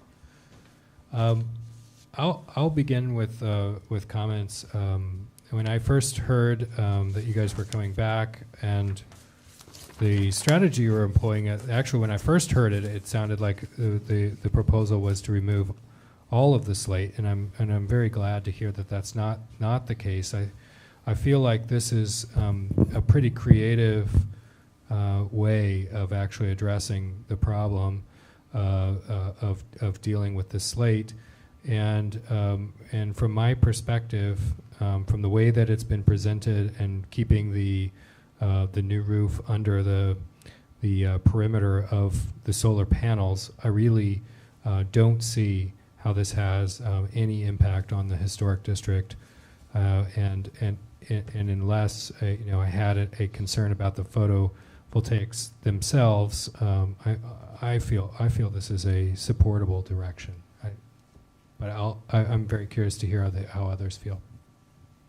Yeah, I agree, and actually the upper roof is barely visible from it was not visible as I was walking up and down and around the street earlier today. The lower roofs you will see from a distance, but I think, given that comprehensive plan talks about promoting green practices, our own BAR guidelines say don't discourage green building, don't discourage sustainable design. I think I could stand by this.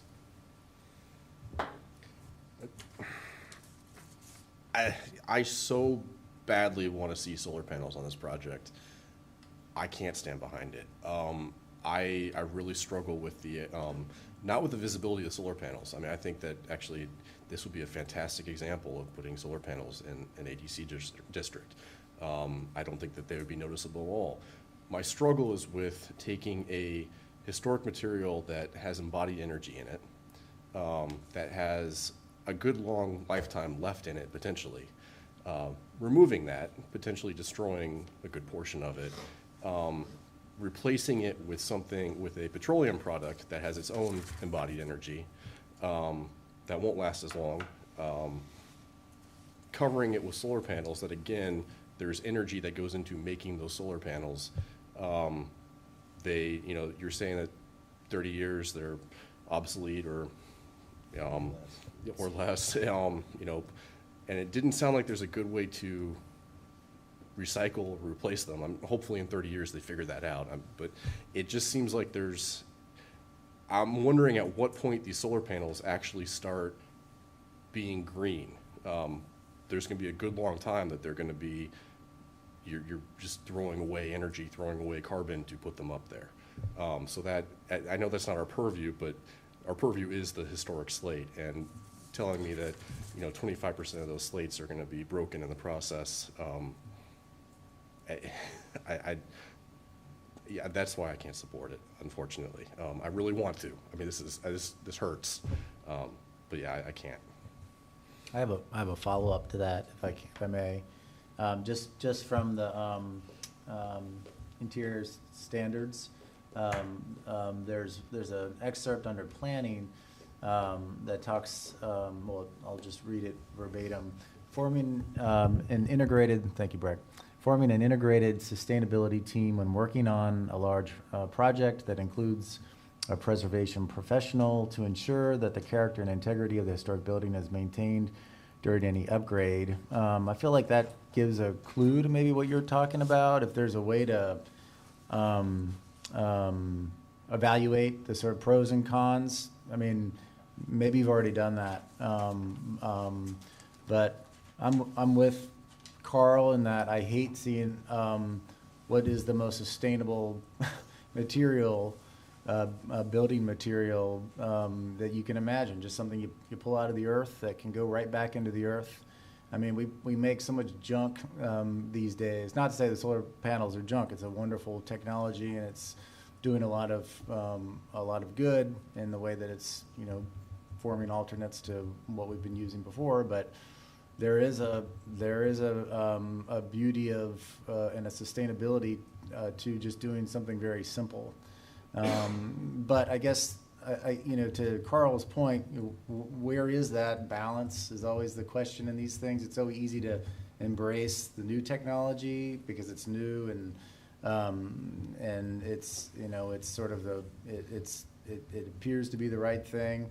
I would just be interested in knowing if there's a professional assessment out there that really can weigh these sort of issues of the pros and cons of these two materials.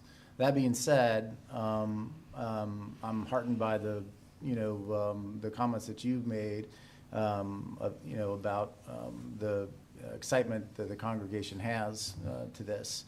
I mean, I think we all have sort of an ethical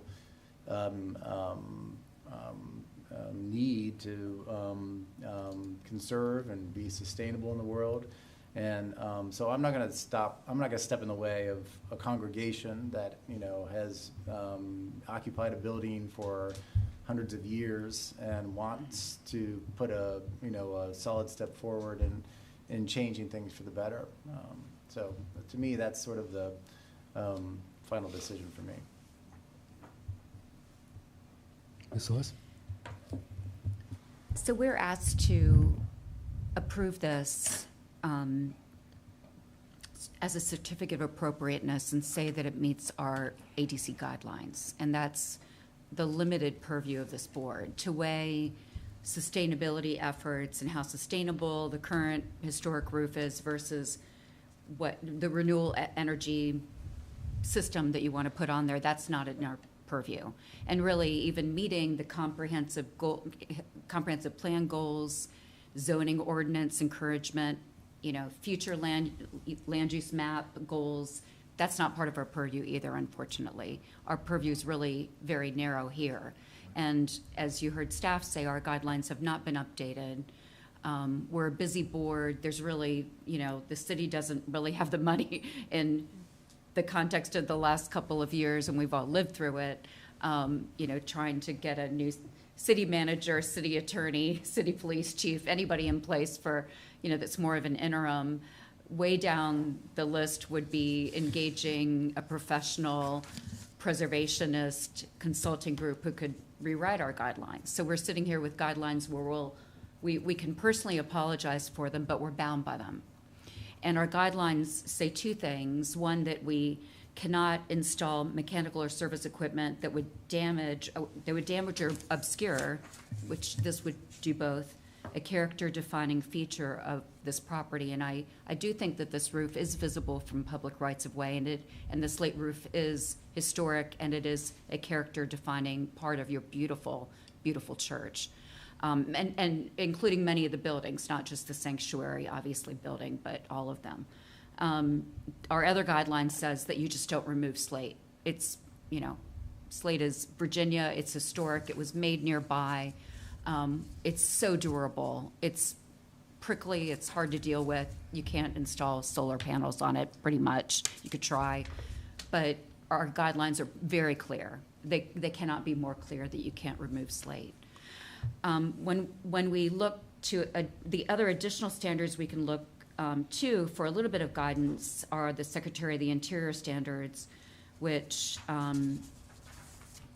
have begun to address solar installations. And I just want to read those for our reflection, and also so that the applicant hears them, because we're bound by this too. And we don't all love this outcome. I don't love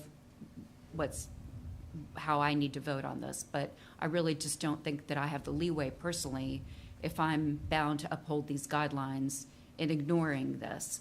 So the Secretary of the Interior standards for solar technology, the first bullet point says, considering on-site solar technology only after implementing all appropriate treatments to improve energy efficiency of the building, which would often have a greater life cycle cost benefit than just the on-site installation of new renewable energy.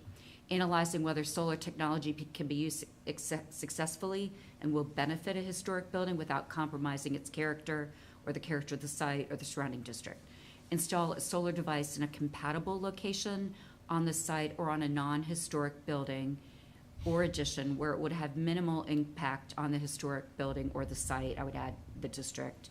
Installing a solar device in a historic building only after all other locations have been investigated and determined infeasible.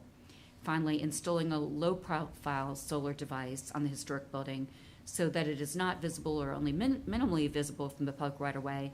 For example, on a flat roof, and the standards actually do have flat roof, or set back to take advantage of a parapet or other roof feature, and to screen panels, or on a secondary slope of a roof out of view from the public right-of-way.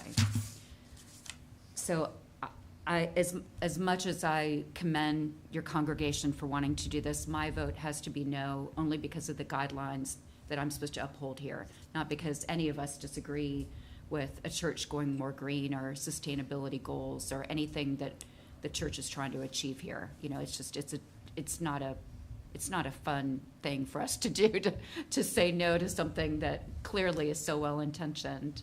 But I have to vote no.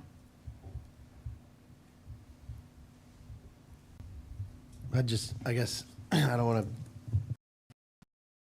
to, kind of aligning with Carl and Sherry, I think it's a really creative solution that y'all came up with, but I agree it's a character-defining roof, especially over the sanctuary. I think in our previous meeting, we did talk about looking at the addition roofs, and I could see myself supporting solar panels on those roofs. So I don't know, then the question becomes, do we need to tear the slate off those roofs to make them asphalt and then solar panel? And would that pass muster? That probably would need another submission or revised submission to have that conversation. It's just a thought, because that kind of would, per our guidelines, they say place solar collectors and antennae on non-character defining roofs or roofs of non-historic adjacent buildings. So I could see a path that way, to, looking at the addition buildings. But it's tough for me to approve this, seeing them on the main sanctuary roof. So. It's up to you, Ron. Brett is here too. I'm extremely conflicted right now. I want to go forward with this project in a certain way, but I think Sherry makes a very good point with regard to the standards that we're supposed to uphold. And I really, really, really want to support it, but I think that I probably cannot. I'd just like to, I think everybody on the board for engaging in, in a debate about a tricky project, and we don't have, well, we have, I think we're pulled in different directions. I will say, I do think that our guidelines never anticipated this kind of, application. And one thing for me to, remove the removal of the slate from what we've been given and what I understand is that it's actually going to be preserved and to be used, and could assist in the long-term preservation of the rest of the roof. I think that preservation of the slate that remains in the storage is an important component of this proposal. And it's been alluded to. I think it would be worth making even more clear that the slate roof, if the solar panels were ever to be removed, that it would be replaced with a slate roof to match, presumably with the pieces that were held in storage. I just coming at it from a way, from the renderings and the approach, I feel like there's two questions before us. One is are the solar panels as presented detrimental to the historic district? That's one threshold question. And if they are not, then the second question is really is the removal of the panels going to create any kind of lasting damage to the structure? And if there's not, I just don't see how, there's no visible indication of a roofing change from what's being proposed. I don't see how it's detrimental to the historic district, which is our purview. That's the way I'm reading it. But and then, reading from the guidelines, our guidelines, nothing in these guidelines should be construed to discourage green building or sustainable design. If such a design is found to conflict with the specific guideline, which is what Sherry's point is, the BAR shall work with the applicant to devise a creative solution that meets the applicant's goal for sustainability. And I feel like that's what they have presented and are offering a creative solution to what is really a tough decision.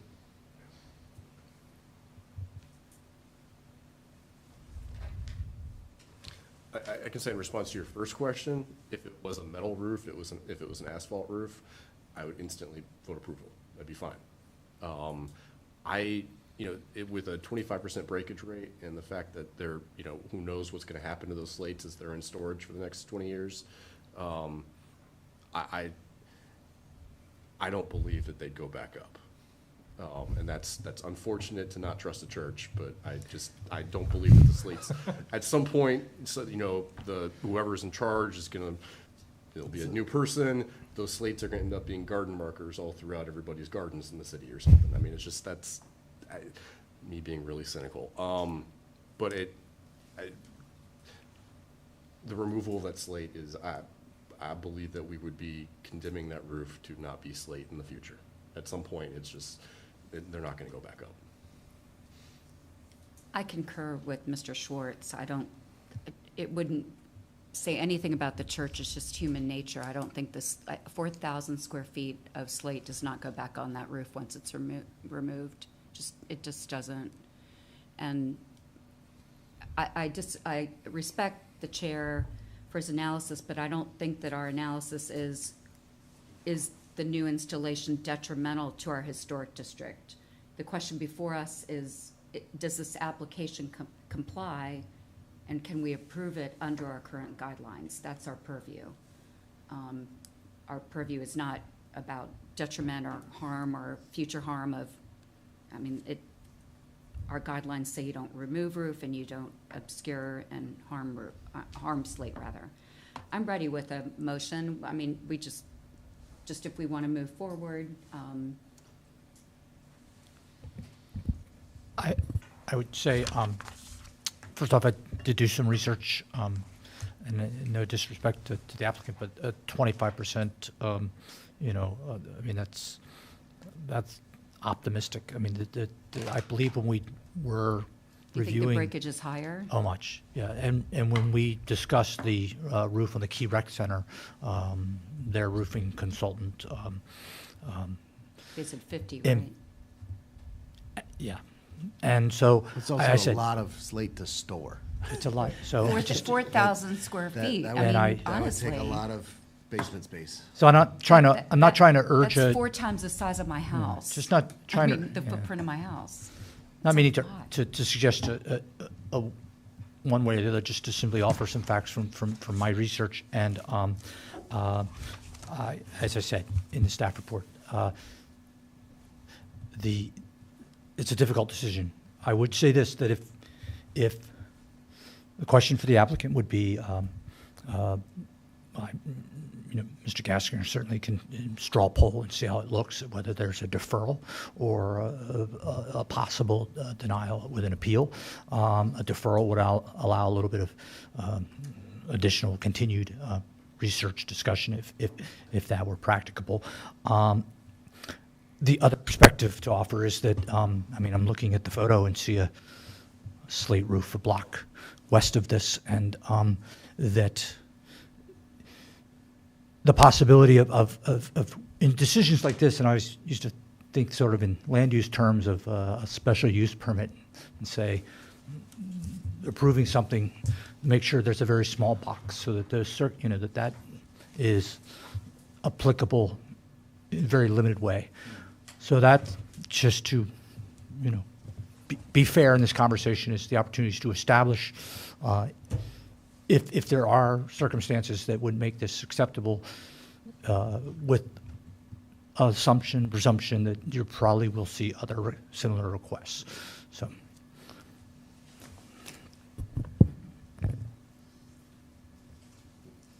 Well, would you guys like to do a straw poll before we entertain a motion? Or just go ahead with the motion? I mean, if it passes, if it, you know, and Let's, maybe before we vote, if there is something that's going to happen, we could table it and then talk to the applicant again, 'Kay. just to see, I mean, yep, Well, they get their 2 minutes as well as they, yep. and they may want to defer, they may want to. So prior, do we vote to accept their deferral? No. Or do they we just? do They would typically. have We to have- request it, yes. And then we The applicant would have accept to it. request, right. We vote to accept it.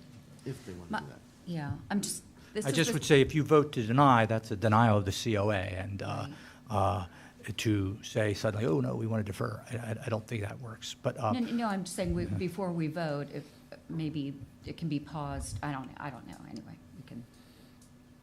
Well, I guess one question from what I've heard tonight, it doesn't sound like, for those of you that are not in support of the proposal, it doesn't sound like additional information is really going to help in that. So I think it's helpful to go ahead and put a motion on the table. And now, before we vote on a motion, the applicant does have an opportunity to respond to anything that's been said during our conversation. If there's anything to add.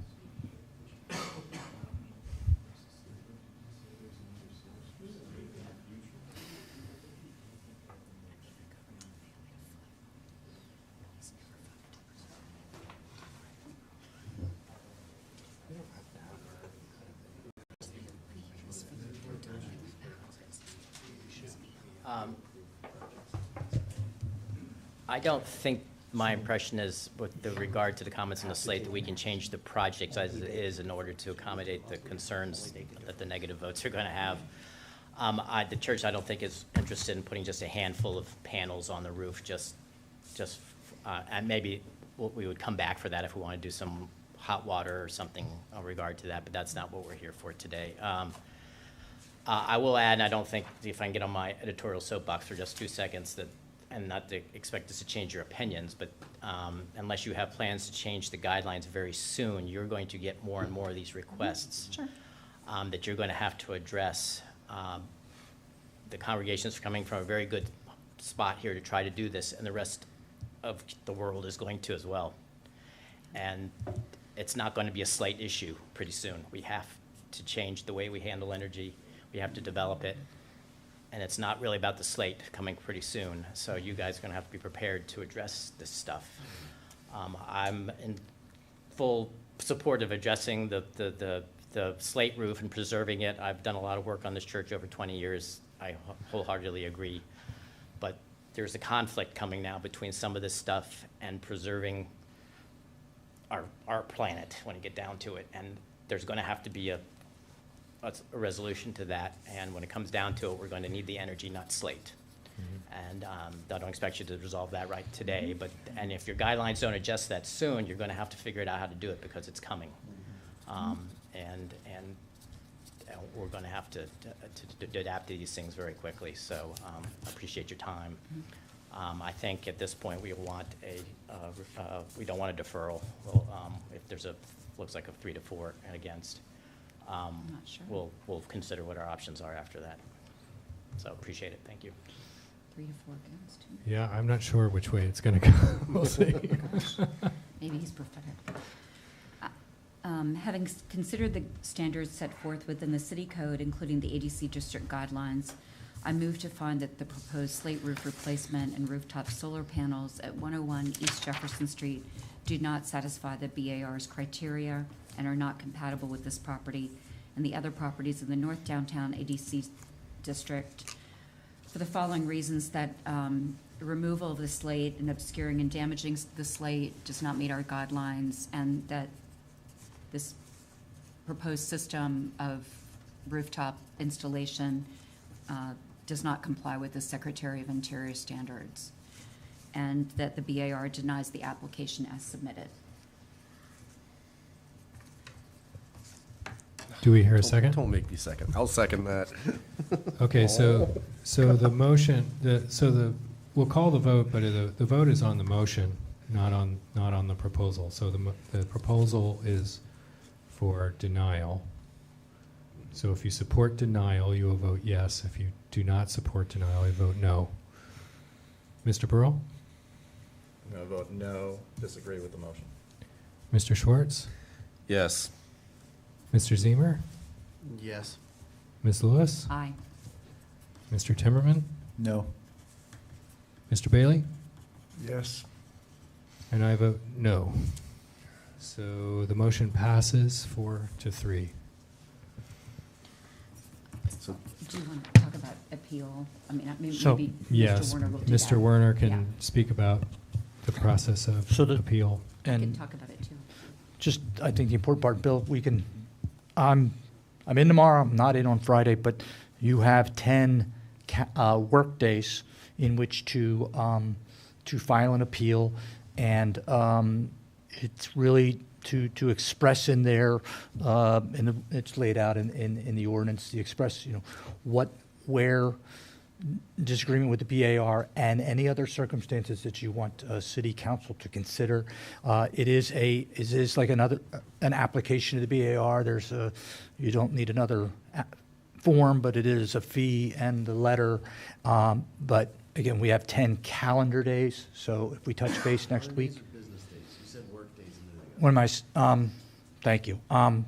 Does not count weekends. Business days. Business days. And then we can talk about that. I don't set the agenda for city council. I don't know when that would be heard if you all choose to appeal, but we can have that conversation next week.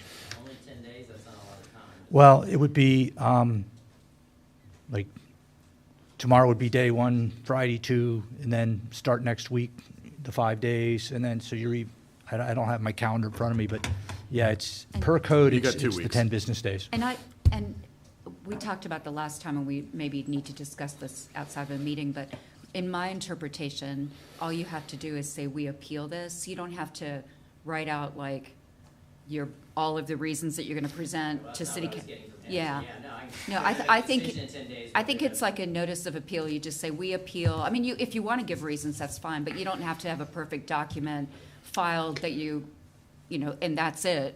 I think they wanna be able to, I think council and staff want to anticipate the grounds of, you know, the reason why you're appealing. So they just wanna know We'll just say we're why. appealing because we think the sustainability goals outweigh that. Yeah, Yeah, I've dealt with 2 denials and got yeah. differing instructions, but, I was just Yeah. worried that I only had 10 days to put together whatever I wanted to put together. So, you know, my window's the second one in, just bang on it if you, and we can talk about it, but, if you could send me, or I'll prompt you to send me. I will. the link to the- Thank you, thank you. Thank It's you. actually, Thank you all. it's, if you want to write down it's section, it's chapter 34 of our city code, and it's section 285 and 286. So that's 34-285, 286. And it really is two pretty short sections that are easy reading. Got it. All right, thank you. Yeah, thank you. Doesn't hurt. That's Excuse hurt. me.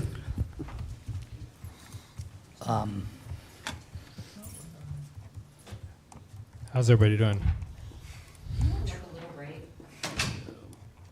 5 minutes. Let's have a 3 to 5 minute bio break. And thank you. Do thank everyone. That is a tricky one. And I thank everyone for listening and debating in good faith. If our guidelines were different. We have funding to update the guidelines, but we have to wait for the rezoning rewrite, so that's where we are. Feel bad, I just didn't know. No, no.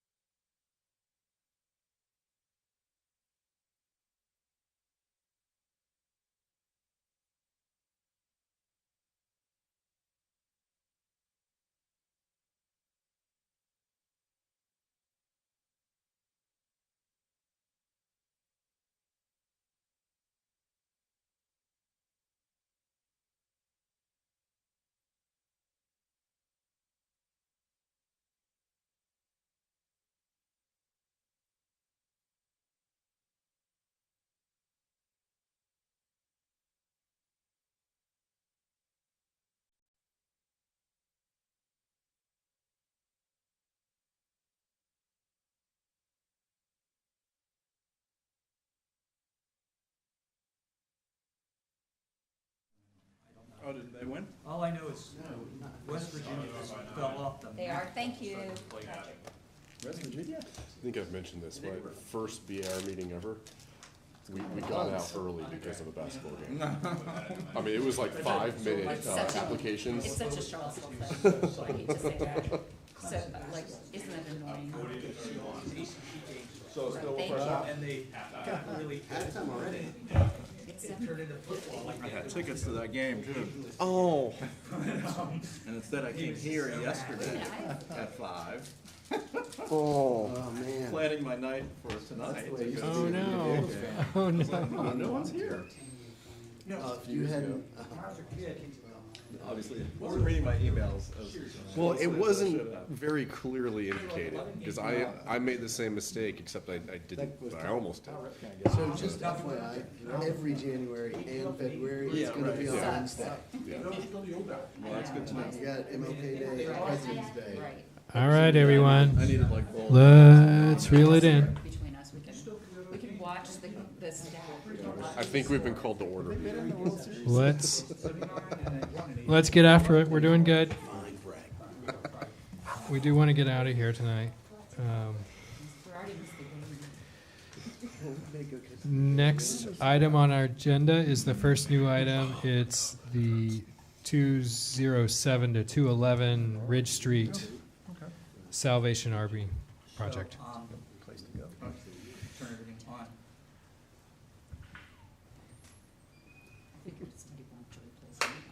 That blob keeps growing. Yeah. All right, am I just pushing the wrong button? There's this thing right here. I'm pushing. There Oh, we go. look. See? Remy's. That's what he does. Slate roof on it. Do I have? Oh, God. Yeah. I'm sorry. Zoom annotation controls. I'll move quickly. I think we had had sort of a brief introduction to this earlier.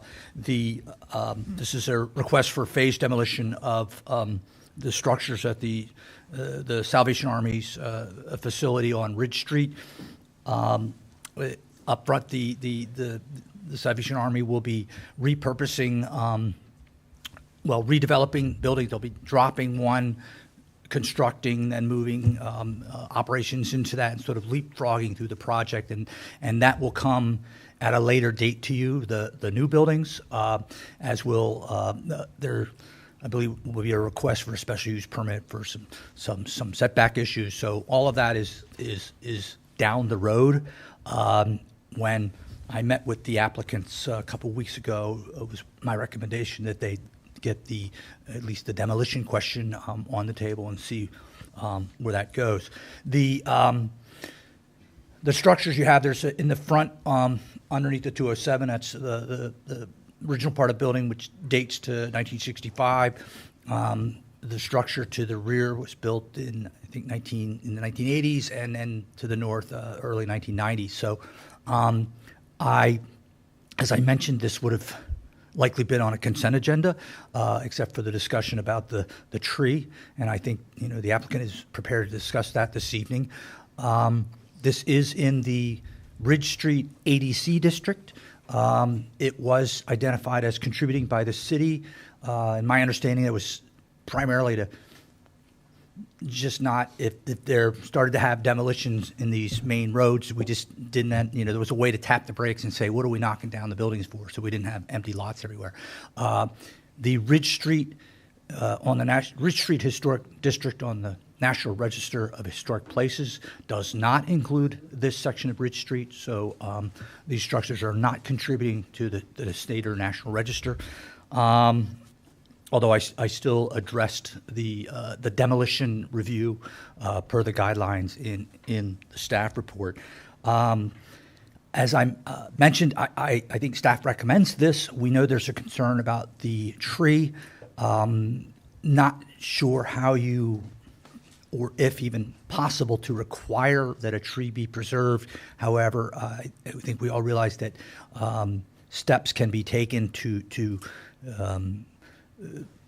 due diligence relative to tree protection during demolition, construction, et cetera. And I think sounds like there was some language discussed that, and certainly you can discuss with Aaron about that. So I would suggest, given the hour, unless you all have any concerns about the demolition, if you want to jump right to the tree, but that's your call. And Ms. Hannigan's here representing Mitchell Matthews.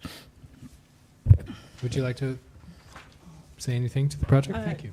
Sure. So hopefully all of you received the letter from our certified tree arborist about the tree in question at the street. Let me back up. My name is Erin Hannigan from Mitchell Matthews Architects. Thank you, Jeff, for the introduction. I haven't heard any concerns about the demolition of the buildings, but I can answer questions about that as well if necessary.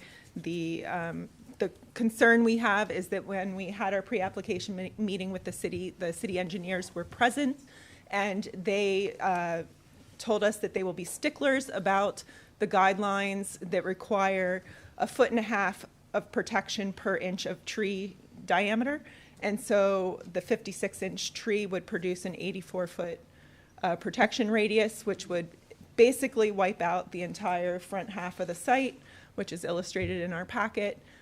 So we're asking that we would like to save the tree. Our development plans intend to save the tree, which is also in the packet. We would just like language to be tailored to using our arborist's recommendations as opposed to the city guidelines, so that when we go through the site planning process with city engineers, we can point to that and refute the 84-foot radius required that would limit the ability to redevelop the site and certainly inhibit the goals of the Salvation Army to maintain the shelter in an operable condition through redevelopment. Happy to answer any questions. All right. Do we have any questions from the public regarding this project? Certainly not in the room. And if Remy, if there are any online, just let me know. No. Any questions from the board? No? Okay. Comments from the public? Or do you have a question there, Mr. Zimmer? Just clarity on the 84-foot. That's in perpetuity or just during construction? Like basically you're not. It's during the guideline construction, is- so because the fence line has to follow that 84-foot radius, you basically can't build You can't anything build within inside that. that either. Gotcha. Thanks for the clarification.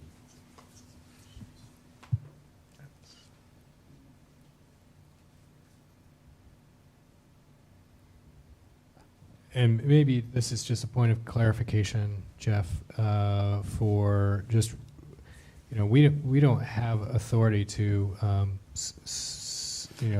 super impose any restrictions on other city agencies enforcing their own policies and guidelines. We can only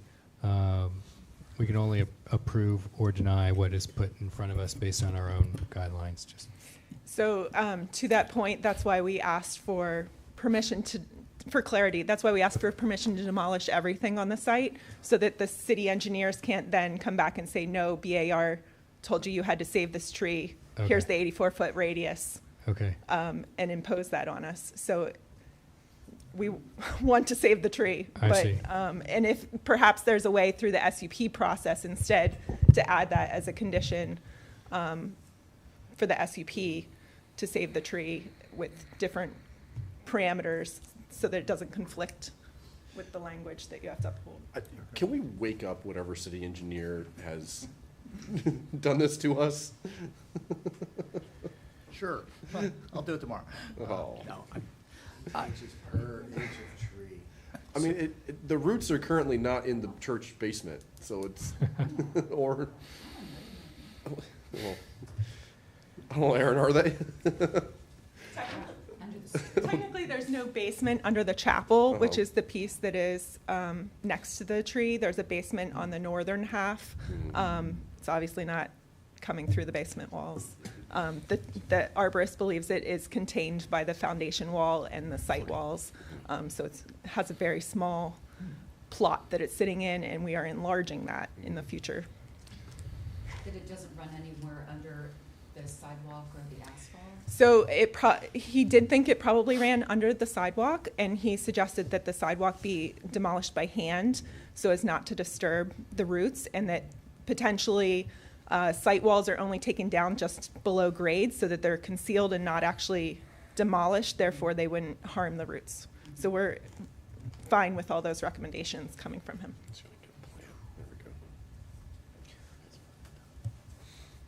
So, can we clarify, the proposal is, you said you wanted to protect the tree, but the proposal is to remove the tree?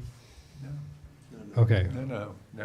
Okay, I just want to, you said demolish everything. I It's a just want technicality to. of the city requirements, and so we're asking for permission technically to demolish everything on the site so that the city engineer cannot mandate the 84-foot tree protection radius. However, it is our intent, when we redevelop the site, that the tree will be saved. Our future redevelopment plans show the tree present in our renderings and on our site plan, and the recommendations from the arborist will help us get to that point of preserving the tree. So let me just clarify that again. The proposal is to remove the tree. Is the word yes? Yes, Is that what you're trying to say? yes, I suppose it is, because Okay. if you mandate saving if you deny removal of the tree, it kicks to the engineering department's requirement, is my understanding of how this conflict is. I wondered if Mr. Warner could give us some guidance here. Wait, I have a question before. So the special use permit you're referring to, is that to allow for construction closer to the tree? No. And, let me, That's okay, answer that question. Why do you need a well, we don't give a special use No, I permit, so we're don't. just curious, yeah. You will, you'll ha- Get that. Weigh in on the later. That was for the setback. Is that what it was so for? there's going to be various modifications to the zoning ordinance, parking reduction, setback reduction. It's for the use that gets us to needing a special use permit to begin with. Okay. And then we'll be asking for other modifications as part of that process. I guess I'm just curious if there is a way that this applicant could get permission to build closer to the tree before it comes to us. Okay, take a couple steps back. One, the special use permit, my understanding is something that will come to you. I'm not sure the specifics of it. But I know that you all review special use permit requests and make a recommendation to council, as you've done with a couple other projects. It would seem to me that I don't know how to untie that knot relative to what the city engineer would require, and my apologies for not having an answer for that.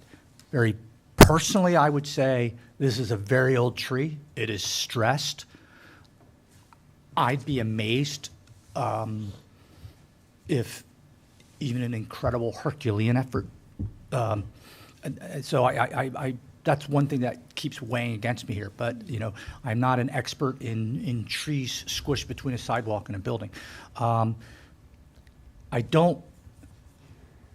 I guess you all could identify that tree protection within the constraints of,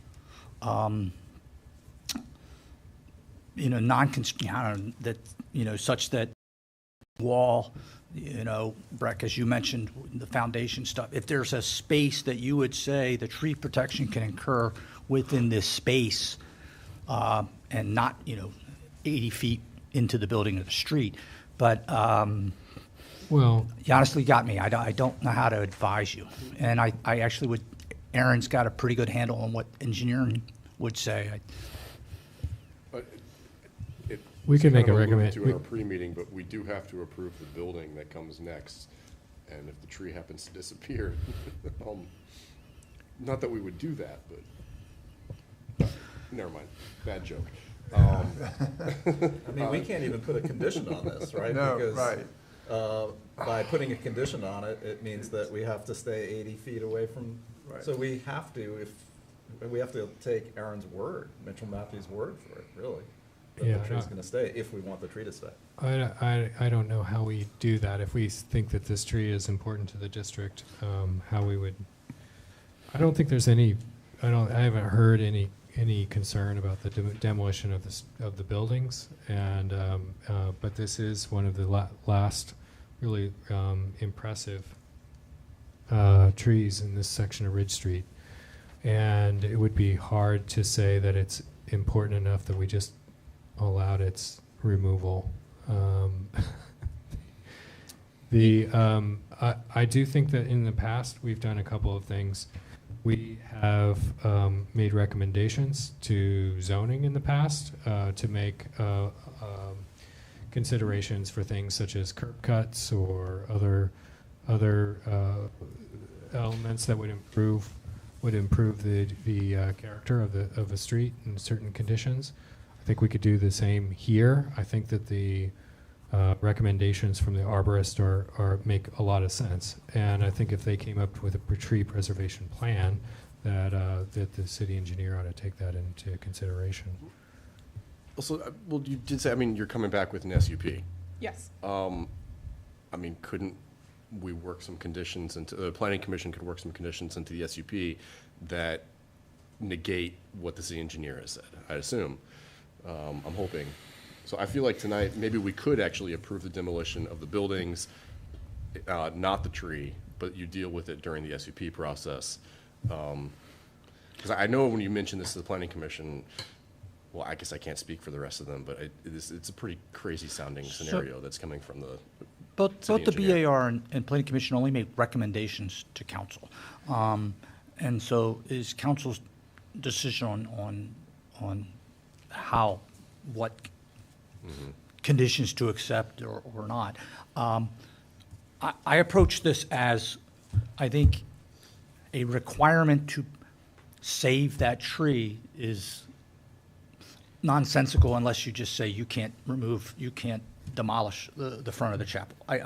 Yeah, So. we can't require saving the tree. We can require that they put Right. together a tree protection plan Right. in We accordance know with that Right. letter. We know there's no Now, guarantee. exactly, and thank you, and so the second part of that would be, if that motion would conflict, you think, with what the engineers would say, then bump this to February, and I'll sit down with Jack and find out, make sure we don't have any a conflict. I think, again, I feel bad I didn't clarify this, but I would rather get it right, and if it takes until February, let's get it right.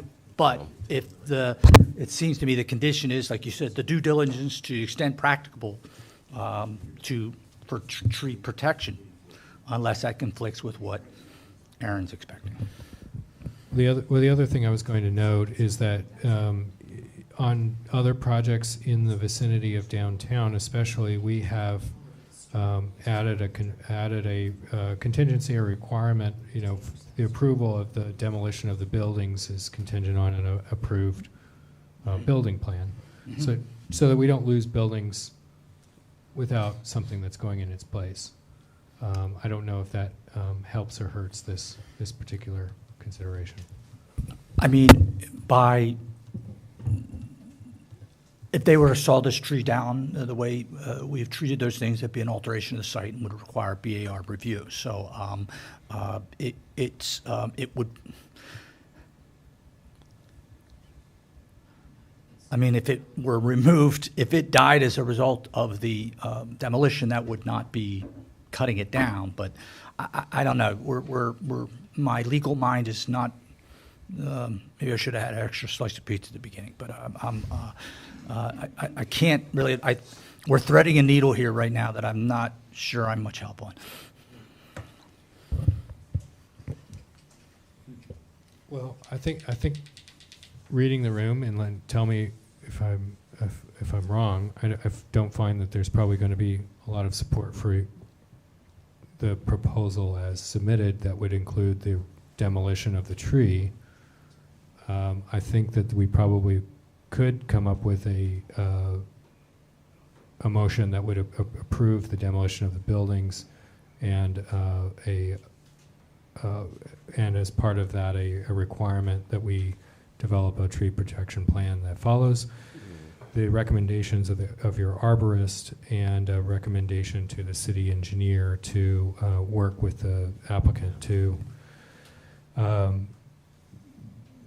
apply the best known methods for protecting that tree, which in this case are much more nuanced with the existing site conditions than a standard radius would allow.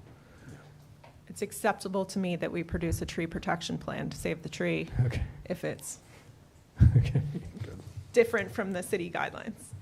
Okay. Can we explicitly say that this is different? We don't think the city guidelines apply here in our motion?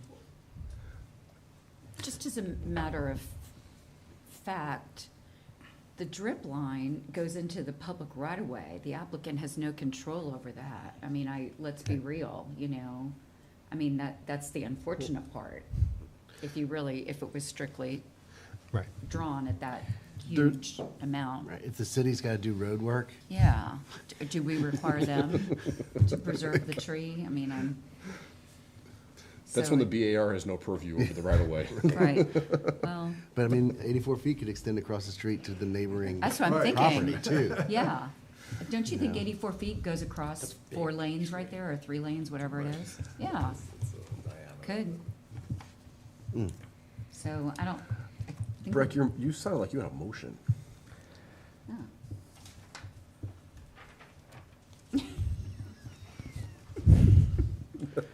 It sounded All right. real good, whatever you were saying. I'll try a motion.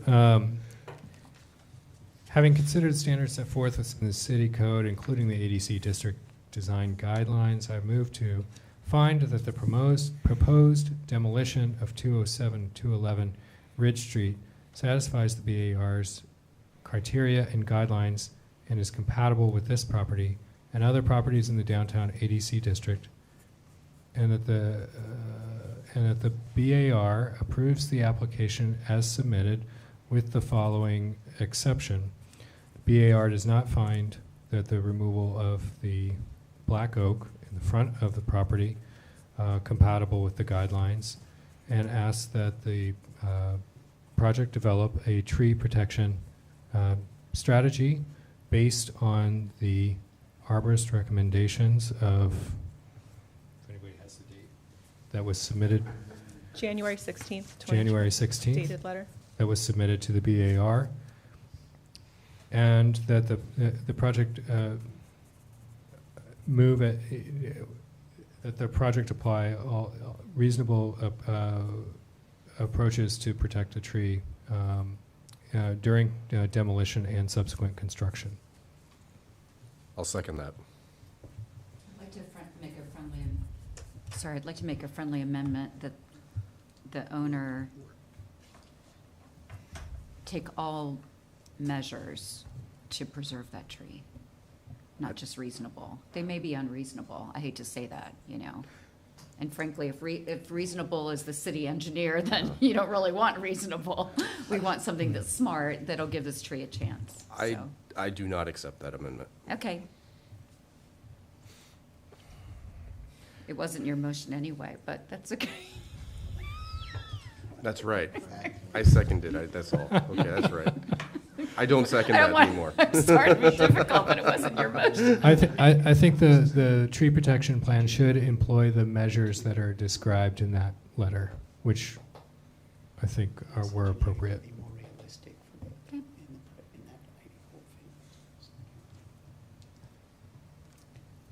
I'll keep my second with what Brett just said. Yes. Any further I discussion? withdraw, yeah.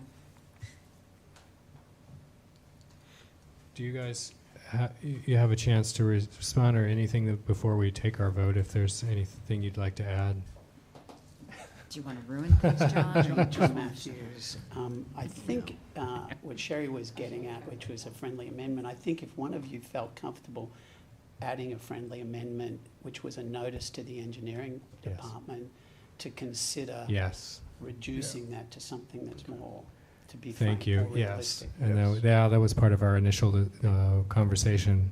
I might suggest that we say, and the BAR recommends that the city engineer work with the applicant to review the tree protection plan that they've developed and adapt the city requirements to the particular context of this situation. Yeah.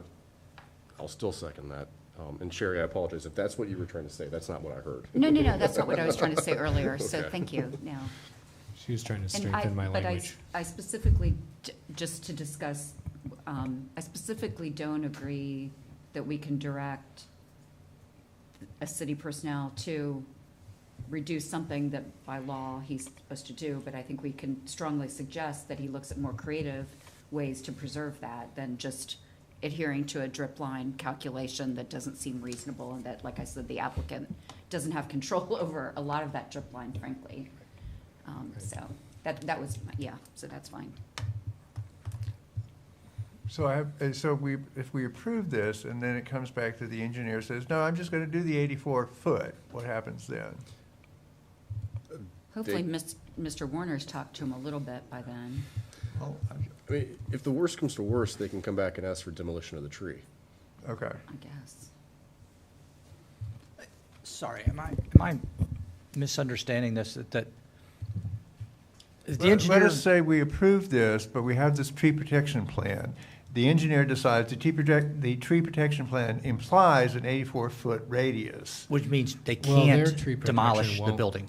They will provide a tree protection No, but plan. I understand, but he says, no, I don't like that. I'm going to go with the 84-foot. Is that, I He mean, he could do that, right? Then they have to come back to us, I you're mean, right. we wouldn't Right. have They a would lot- have Where to you're come going. back and ask us to. I think so. Yeah. We wouldn't have hardly any construction in the city. Or they That change was- Well, that's not what I'm asking. I'm Yeah. asking what would Yeah. happen Procedurally. in the, Yeah. whether if the engineer decided to be a hard ass and say, no, I'm going to stick with the 84-foot. James freezes. And would that mean, A, That means they you can't can't go forward demolish at it? all? And/or B, whatever you build there can intrude on the 84 foot? That's right. Right. Right. That's what I'm trying to Get more figure out. creative. What Right. happens if that I think, eventuality if occurs? the condition can't be satisfied, I think it would have to come back before us, wouldn't it? I mean, If they want to remove the tree. Yeah. yeah, if they wanted to. Otherwise, they back Or up their if design. they- And I politely suggest we defer it to, you all can, and allow me to, so that Aaron and I aren't 2 months from now going, what happened?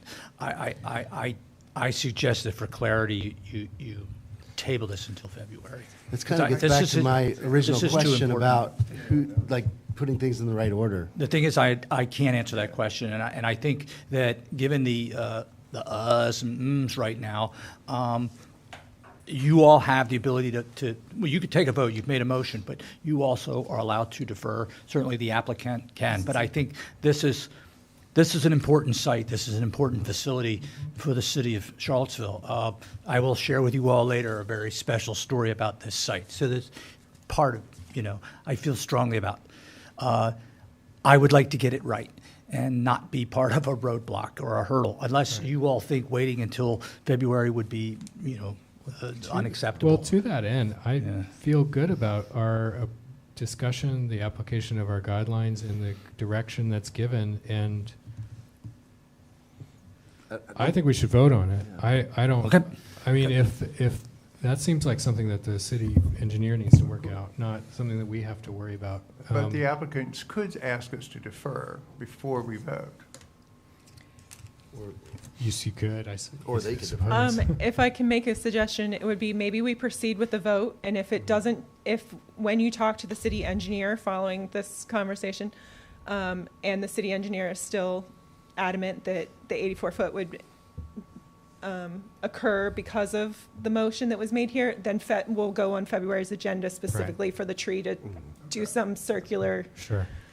I mean, he may Condition that- still say, yes, the BAR said you got to protect that tree, but he can't say that we said that he has to apply that 84-foot rule, which is kind of silly. Can I ask a pointed question? Have y'all already talked to the city engineer Yes, about that's this? why this application Okay. specifically asks So for he's already to said- demolish the tree, because he said if BAR says you have to save this tree, that means you must follow this guideline. That means there's an 84-foot radius. he's around already the made tree. His his boss is decision. nodding in the back, too. That's why Thanks. we're here with this specific application that is more inclusive, even though we don't want the tree to go away. It could happen. He's Yeah, so He's there's a way sticking out. us with If it. we vote, there's a way out if they run into a hurdle. And I think It's an he's- impossibility, And I think he's wanting basically. our blessing, or our, our way in, I think. So I think in some ways. Right, which we have just given some language for that allows that to move forward. Yeah. Let's vote. So I'm going to call the vote unless anybody objects. Okay. Mr. Burrell, Aye. Mr. Schwartz, Yes. Mr. Zemer, Aye. Ms. Lewis, Aye. Mr. Timmerman, Aye. Mr. Bailey, Aye, and I hope we don't have to vote again. and I also vote aye. So the motion passes. Thank you very Thank much, you. and thanks for your patience and a long evening.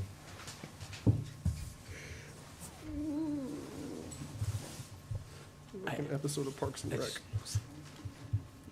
My misunderstanding is, would the engineer say, oh, you can't knock this down as part of protecting that? That's the piece I'm not clear on. But they're saying that. If they're, if John and Aaron are okay with it, then I'm okay with it. I just felt there was, Well, I know, that, I agree with you, I feel like. I'm like, We'll see. all right.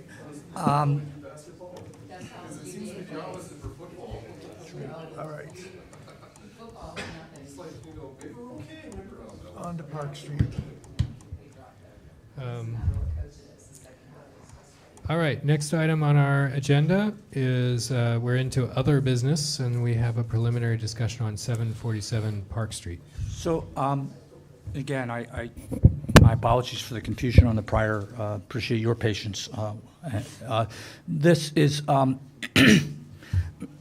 get to image and just introduce Jeff, and he can do a better job. This is the, I know you all, some of you are familiar with the house, 747 Park Street. It's the Johnson Naylor House. It was built in 1904. It is in the North Downtown ADC district. It is contributing. I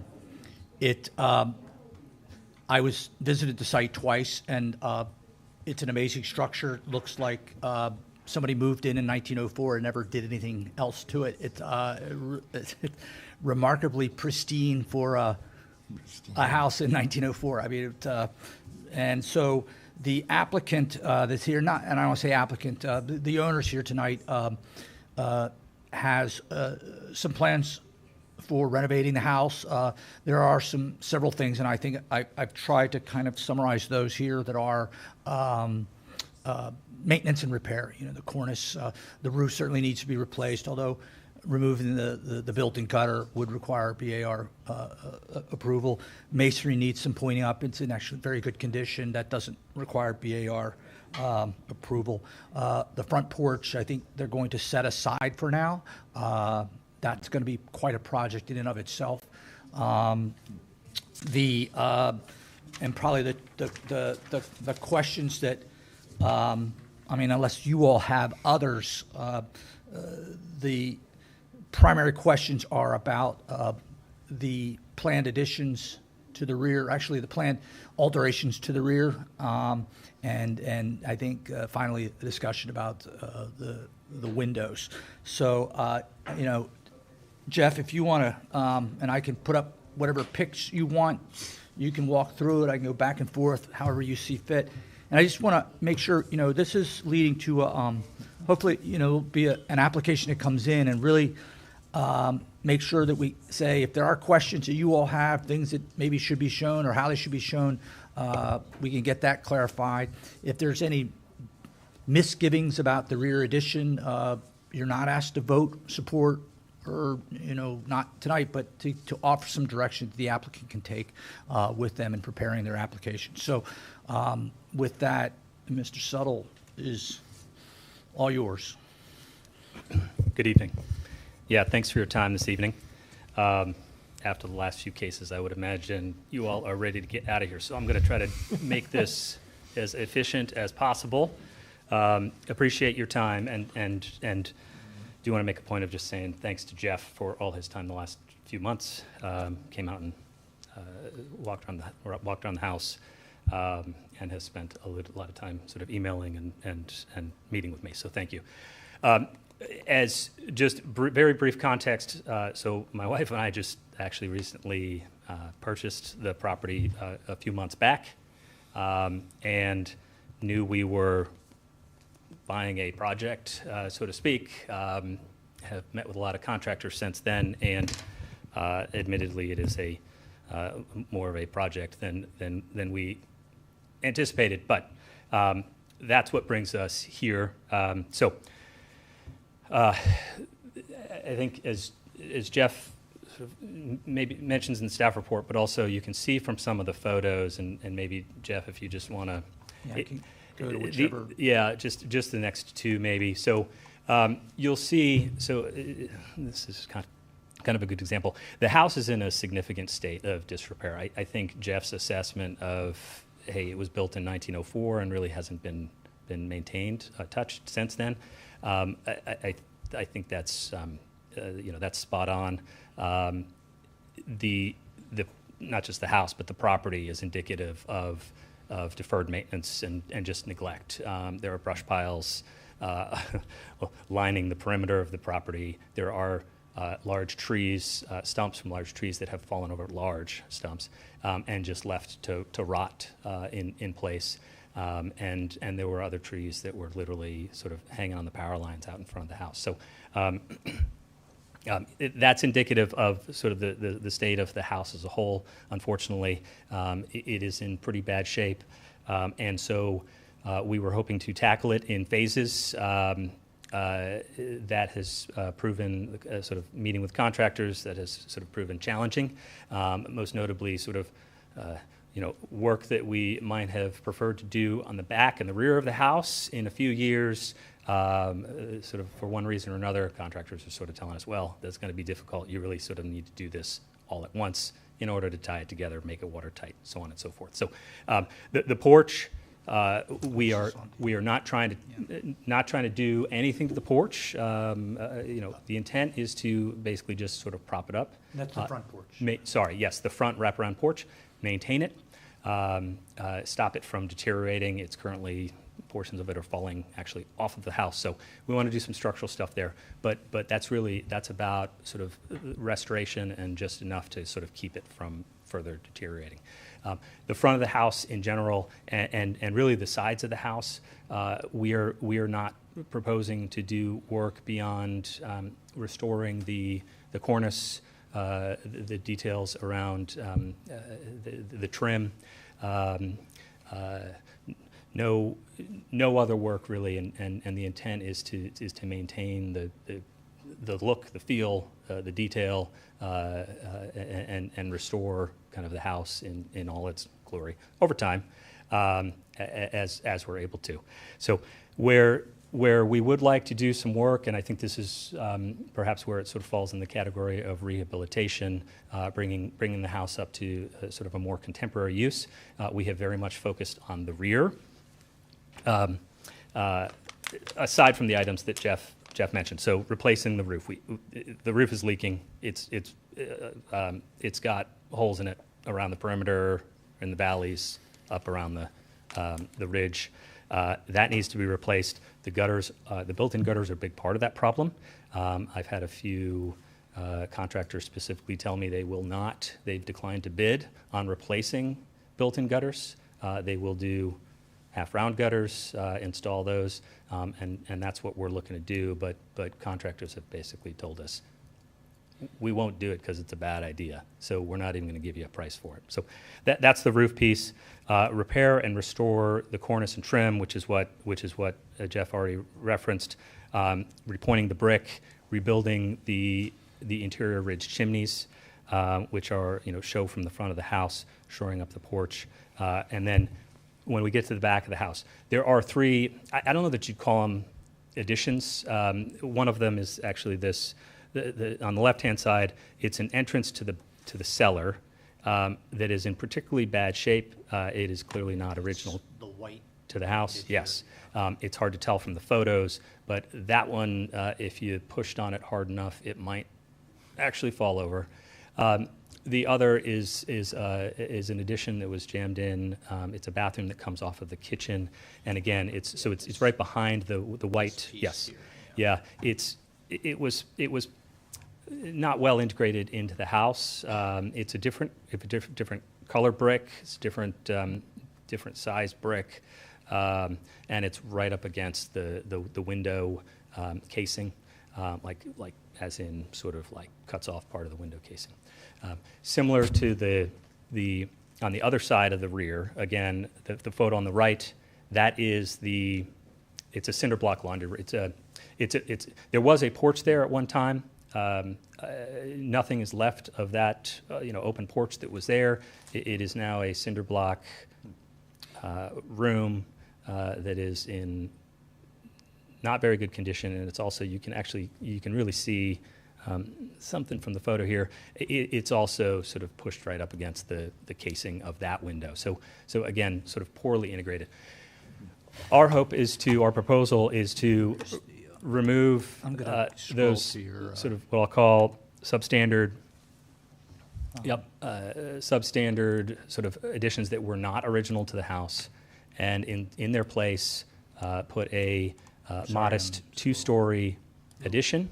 Oh, here we go. Yes. Yeah. So, and there are a few renderings in here. These, yeah, okay. So the elevations show. So those are the existing conditions. Let me And scroll the renderings for you there. Okay. Yeah. Just work off these on. That's fine. Yeah. Yep. So we are hoping to put and actually what you're seeing is that the lower picture is basically what is the existing rear of the house. The upper picture shows the addition. The addition is basically tucked in. It would square off the back of the house, so it would replace where that cinder block addition is. It will use that footprint, and it expands the footprint by roughly 5%. So it's only the addition itself is only about a 5% increase in the size of the existing footprint. We worked very hard with our architect to try to minimize the size of that addition and do it in a way that is sort of compatible with the existing structure, but also the houses in the surrounding area. We did not want to do something ultra modern. We did not want to do something with crazy colors. We have seen that. There are examples of that on Park Street. We're not trying to do that. We are trying to do something that is in the style of, but does not mimic the historic structure. Now, we have also added on in the back as a means of tying in the backyard. We've added on the porch. That was sort of partially done to open up the house to the backyard, create a safe space for our kids two young boys to play, but also done to step down, step back the two-story from the two-story, sort of the two-story addition, but also the two-story existing structure that's there. So we have tried very hard to meet the sort of what we understand to be the intent of the guidelines. It may not be checking every box, but this is where we've ended up after a good bit of back and forth with Jeff and also our architect.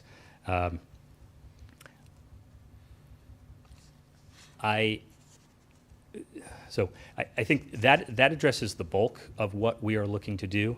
I also wanted to come and have a discussion with you all about windows. The windows in the house are in pretty bad shape, and we've costed out a few different scenarios. But I guess if it's appropriate, I would maybe pause here and ask, sort of if there are any questions about sort of the items that we've already sort of, that I've just laid out before we get into the windows. Yeah, can you pull up the picture of the back of the house again? Right. So looking at the drawings, the model, and the photos, I'm still This kind of is- confused as to what's So this is, being removed. if it helps, so this is that white porch that you saw before. No, but can you go to the I know, photograph? yeah, I will. And so here's where they changed that roof line because they're bringing everything level. So I'll go, now all will be, That might make a little more sense. yeah, so, So you keep that footprint, but you're raising the end of it to keep Those pictures. correct. So that, that sort of, this, not, sorry, that's it. So this is Yes, staying- this will that be, cornice is popping up. this is going up, correct. See, the, that, And you're adding 2 windows. and going up, yep. Correct, in addition to the, to sort of new porch that would be on that So side. this roof line will rise up to meet that roof line, and then you're filling this whole piece in. Correct, and the proposal, sort of the intent of, to speak directly to the roof line, it really, what we're doing there is, we tried a number of countless different layouts, trying to make the most efficient use of the interior space. And really, the best way that we found to reduce the size of the addition, sort of the new incremental footprint, was to make that space on the second floor there, just sort of a few feet. If you pop that cornice up and the hip roof, you extend. So it is just that very rear portion. That enables us to keep the addition really within sort of squaring off, largely within the footprint of the existing cinder block laundry What room. happens to the protrusion behind the white, the little white block? Sorry, so this That. would be gone, this would be gone, and this line here would be lifted up in line. So you would be then seeing the windows here, the chimney would be gone. So this roof line would continue out. And in the conversations with Jeff, then you have this addition that you can squish in underneath the cornice or bring it up and in line. And then there was sort of, we talked about how would you infill that space? Would you, and I think that an argument could be made to extend it up, brick. And then there would be, this would be brick, but read as an addition with a different type of coursing or something like that. But it really makes sense to get it up to that ridge line or into that cornice line, just so the carpenter's not nuts trying to cut little tiny corners everywhere. So that was just the suggestion I had. I think the key question is, yes, this wall here will change, chimney out, this becomes windows, and in this line, I'm less concerned about this and the addition that goes there, than more how you responded to that change. And I'm not supposed to touch the screen. I've got a question. Could the addition meet the lower cornice line rather than extending No. the existing cornice? If we look at kind of a literal read of the Department of Interior standard, this is kind of not what they want, for you to sort of stretch things within the same plane, within the same material. There's usually they would like you to distinguish it. Yeah, right? yeah, and that was a discussion that we had, and I guess, so I'll make sort of two comments, and then I'll sort of address the question. These I don't know what we're calling them, but additions. So none of them are, they are clearly not original to the house, the additions, the pieces, the cinder block, obviously. All of this is in the rear of the house. It is not visible from the streetscape. Pedestrians will not, you can't see any of this. That was very much intentional. We focused on the rear of the house, trying to make it efficient and update to sort of a contemporary use. Now,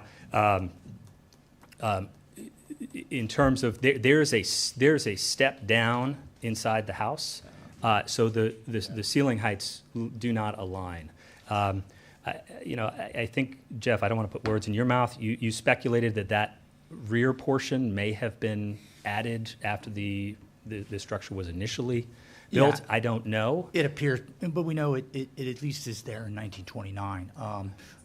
The white, so, I keep thinking of the 1, 2, 3 Bollingwood that Jeff had, that, it looked like the periscope had been pulled out the back. I can't determine if what's coming out of the back is, it may have been built in 1906, but I think it was. Too thin? Is it all the same portion? You'd have to go take a look at it, and then, but it's, like I say, it dates, certainly was there in 1929. And this is, again, ignoring the two white structures and that small appendage that on the left-hand image. So it is altering that rear projection. There's no other way to say it. And the question was if he raises that, to make it, to differentiate it, you fill in with stucco or siding, and the idea would be brick. But so that really the key question is that that alteration to that rear portion. How much of that rear portion, once you guys have added height to it, put windows in it, changed the floor level on the inside, I mean, you're actually keeping that rear portion and modifying it, or are you going to tear it off and kind of rebuild it? No. So, and we specifically did, so the intent was to really to restore the, sort of what we're looking at here is that is the north-facing wall, to restore the north-facing wall and maintain the west-facing wall, which is albeit adding window openings to it. But we were specifically trying to avoid, sort of keep the historic material, the historic structure there. Now, we did, in terms of the infill, one of the things we talked about, proposed was yes, using brick, but doing a different bond. So this is the house is running bond. Have it differentiated with a Flemish bond or similar. The addition itself would be offset. The addition itself would be offset. It is not in the same plane. The challenge and sort of what we, I think the crux of the issue was, in order to make that usable space up on the second floor, I mean, short of walking around on your knees, you had to do, you have to raise the ceiling. The alternative, sort of best we could figure out was, results in just a larger, we could come back with a larger addition, proposed addition in the back, but didn't want to do that, and that's how we landed on the raising that for that just one portion, and that is, it is just a portion of that back section. It is not the full extent of the back section. It's just a portion of it. Can we only ask questions, or can we comment, or?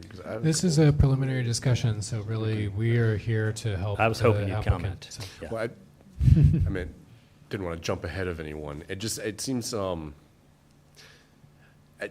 because this is the back of the house, and there is precedent for this. I know it's a very new board, and I'm kind of the old guy somehow all of a sudden, but we've lopped off the back half of houses before. Yep. If it makes it easier, it wouldn't kill me if that portion with the lower ceiling, if you just took it down and built something new and it was obvious that it was new. If that makes it easier. I love the keeping as much historic material as you possibly can, but it just feels really, really complicated what you're trying to do.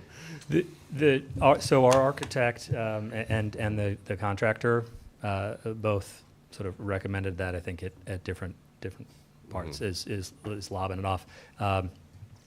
Did not didn't necessarily want to go, my wife and I did not want to go that direction. We like the idea of maintaining the historic, the historic piece of the house. And I think, the other element was, and maybe this is, the other element was, everything could be, the intent is sort of what we tried to do is everything could be undone. If in the future somebody wanted to come back and restore it, it will be well documented. It will be, the intent is to sort of make it clear what is new and what is original. Are you thinking to apply to this board in the future? No, I think Jeff has been a very good He's working on you? Teacher through this process. Okay. But yeah, Okay. I'll stop there. So- Maybe not opposed to chopping off. Well, no, if So you can I don't just- want to, I don't want to make you. So that's Carl's opinion. I would not support chopping off the back, personally. I think I could see a way to try and meet your goals. I think Carl's right and David's right. Like, we need to, sorry, Roger. Look at the Secretary of Interior standards about differentiating additions and we'll call it extensions maybe, to help. And I think that's where your architect can just try and apply their trade at finding nuanced ways to, to, like I said, meet your goal, but still not try and fool people.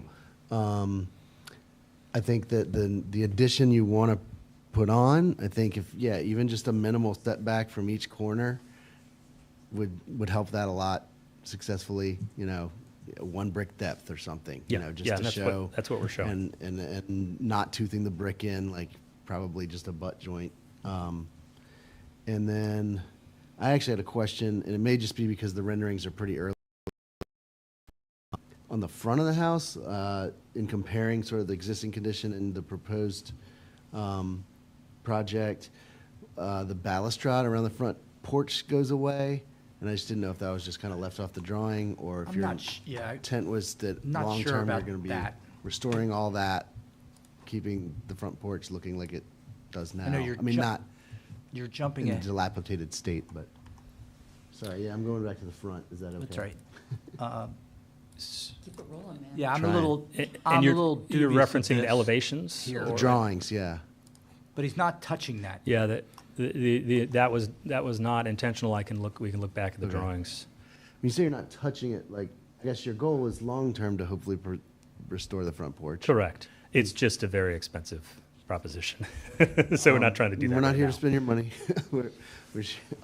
My point was the line drawings Oh, sorry. show the balustrade or the railing not there. I'm not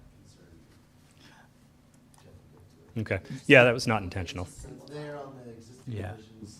I will, for example, scroll up. So it's here, yeah. Right, so like Yeah. here it's missing. Yeah. But it is there, okay. I'd be curious. Here it's missing, that's the only question, that was just a question. Not intentional. Okay, thank you.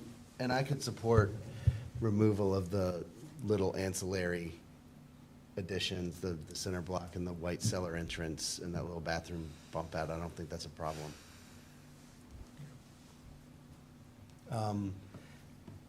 I think a question that's hard to answer right now, but I fully understand the desire to remove the built-in gutters. In fact, I was the applicant on a project last month to remove built-in gutters and put half rounds on behalf of the university on a building. But I would like to see, as y'all's design develops, a detail of how to maintain the pitch and slope of the historic roof, because it seems like this is a pretty beefy built-in gutter. And so by going a half round, is that going to change the pitch of the roof out to get to your half round, or is there a kicker, or just, that's a detail I think we'd like to see. Yeah. Okay. Yeah, We'll do. that's And the the intent, guidance. I'll just sort of comment there, maybe offer up, separate but related, the intent is to use sort of brackets that come off the roof line itself, maintain maintain the crown molding, the detail on the, Yeah, it may basically just mean you end up with kind of a flat spot down at the eave, which I think could work. I think what I'd prefer not to see is the slope of the roof changing, like where they kick the bottom out to get to that point. Does that make sense? yes. Well, it already probably does. There probably is sort of a Flat flattened spot, area. right. And we've done that or I've done that where it's literally rubber because no one will ever see that. Yeah. And you can have a cornice. And I'm fine with that. Basically what I'm saying is I don't But want the them to frame relationship out of over the it. eave to the roof is the same. Right, right. You still looking for comments? Yes. So I would point out that Park Hill this house is visible, the back is visible from Park Hill, which is just perpendicular to Park. And you can see this house is so prominent, and there are more modest houses on that you can really see it all the way almost down Park Hill. Our guidelines are not whether you see it from the primary street, it's from any public right-of-way, I believe. Not that I just want to point that out to you. If I'm wrong, somebody correct me, but, Park Hill is a public street. There's a row of houses between us and Park Hill. Correct. Right, okay. But there's a Just to big be- gap between them. just to I be can clear. drive down Park Hill and look at this house all day. Okay. I'm just saying. Yeah, you know. that's- The houses on Park Hill are one story. Well, Patrick's isn't, but the next one is one story. Friends of mine live there. To clarify what you're saying is, and nowhere in the guidelines does it say only what is visible. From the front, or from the from, front only or the- from the right. front. So No, I would right. just say, I just say that as a general guideline about, we do have purview on the back of the house, just given that.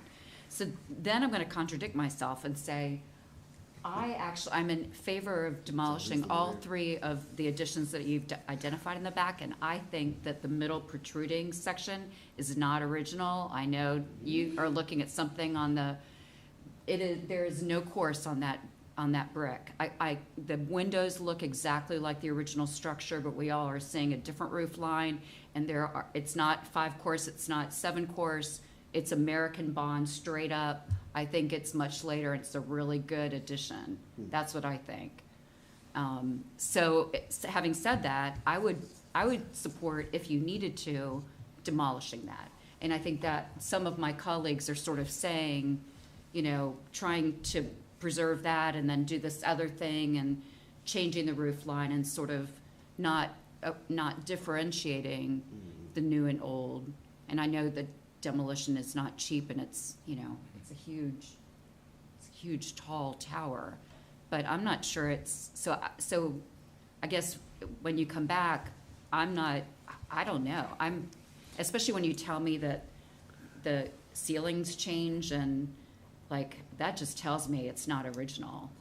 And maybe, there was something there on that 1926 map you said. I mean, there could have been just a one-story, there was something there.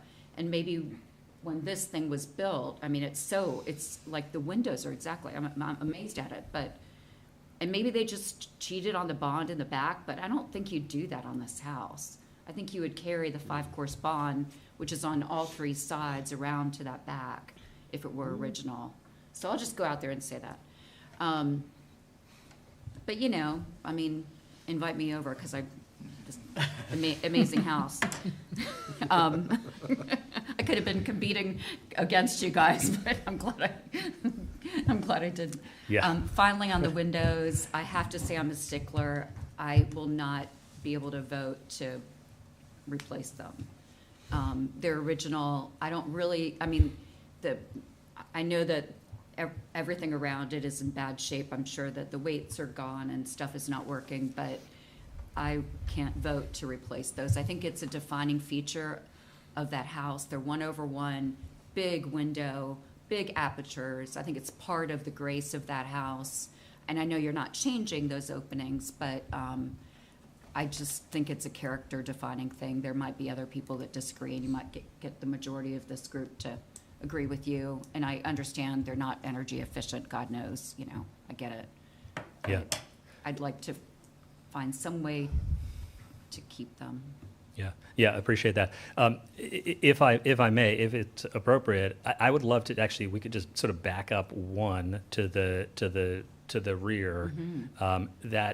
That extension, that sort of awkward extension in the back that we're trying to rationalize the roof and the interior. Can I solicit sort of others' opinions on? It sounds like I got two people saying like, "Hey, maybe we just take this off," and that provides a very clear I'll be demarcation. the third on that. I mean, I've been on this board for, 3 years now, and at least 3 or 4 houses, we have voted for people to dramatically lop off the back of houses and dramatically change them. But isn't that usually when it's a clear addition? I would need to, I'd Well, need no, to you can make it a personally- clear addition. No. I'd I like to go mean, and see it. No. what's existing. No, there's a house on First Street where that is not at all the case, that was completely revised in the back, with big new windows that they could look out at their yard. And to be It clear, was my I'm first meeting, actually. You don't want to demolish it though, right? Yeah. No, if you don't want to, I I don't don't know want why- to push I don't it. know why back. we're- Well, so again, and this is where it comes down to, so if we are not able to rationalize the roof, then it becomes, it's not usable space. There's a sort of a step down on the second floor. There's a coffered ceiling on the first floor where it gets lower. We then, I think we're then sort of left with a larger addition in order to try to basically sort of fit in the things that we're, sort of the. Right. Here's We're my not question. trying to do, yeah. So my question is, given you want to keep that rear part, but just raise it,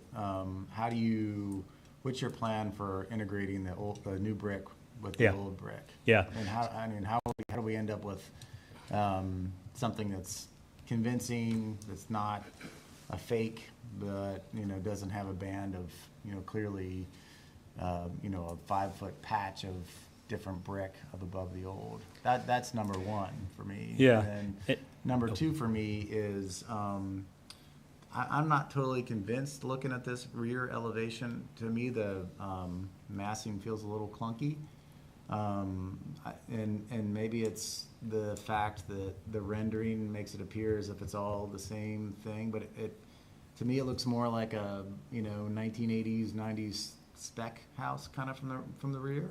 Because of that massing, I don't feel like the articulation is there quite enough to appreciate the old from the new. It doesn't, I don't know. For me, it just feels like you've started with this thing that has all these great sort of wonderful eccentricities, with the roof sort of dialing down and different things happening, and then it just sort of turns into this big sort of block. And I'm just looking at the rear picture that is from I don't know what direction it is, but we're looking at the portion where on the other side of where the rear porch wraps around. Yeah. Yeah. So those are two things. But I understand what it's obvious, it's like, that seems like to be the most efficient way of going about it, and, I mean, Lord knows you've got a lot of resources that you've got to put into this house as it is, so you don't want to create a whole new addition that's going to suck up more resources. You're trying to find a sensitive way to make enough square footage to do something realistic with, and functional with. And the answer might honestly be something really easy and subtle. It's probably a detailed question. I mean, I'm not saying put a contemporary block in there to completely contrast it, but I feel like, I don't know, more thought needs to be, in order to sort of reflect the wonderful house that it is. I feel like the design could be pushed to articulate sort of that the old and the new coming together. Okay, thanks. And so, as contemplated, and I did recognize some of these, the renderings can be maybe a little hard to see some of the detail here, but as contemplated, the walls were, the intent was to offset the walls, to have a different bond for the brick, and then a simplified cornice, perhaps, not the same level of detail, not the crown molding on the new. So that was the attempt, and perhaps that's my sort of misguided attempt at meeting this sort of the intent and kind of the historic structure, while trying to avoid doing something that's modern and maybe for me, and anybody else chime in if this sounds crazy to everybody, but it's just, for me, it's just the massing of it. Maybe the articulation needs to be a little bit more. Maybe the back pushes in another, couple of inches, and then the side. I hate to kind of see the side window. I sort of like, even though it's a little awkward, the way the side comes out, and then you can see those two windows. You hate to lose those windows, but what I like about that is you can really appreciate the sort of initial footprint so well, the way that part sticks out. So, I don't know if it's a matter of pushing that side in a little bit more. You talk about differentiating the cornice somewhat, but yet you've got it aligned. Right. And I It would looks very same, yeah. would consider stepping, and that might help you on the other side too, where you're trying to extend the height of the brick wall. Maybe there's a sort of an inch or two inset that it almost feels like a frieze band or a clear story band. It could be in brick, and I think that would give it that kind of differentiation that we're talking about. That's a great idea. Just so I understand, because I know Jeff will ask me, and I might ask him, but, so, because that was the question that they had asked originally, was like, well, to get a two-story addition where the original porch used to be on the right-hand side, you really got to go up to the cornice line. You're suggesting that, not, maybe, instead Maybe of. it's just 8 inches. Maybe it's just, Just a break, Maybe the crown just Yeah. slides right underneath the original crown. Yeah. And then, below that, there's maybe a brick inset that wraps around. In a way, that's kind of a nod to the original. It is. What we're dealing with. I mean, I might even toss out, you could completely depart from a brick Yeah. addition and go to frame with siding. Mhm. Like, that would look compatible and look like an addition on a home of this age. Yeah. That's not a bad idea at all. My house is oriented, it's not too far from yours, and it's oriented the same way.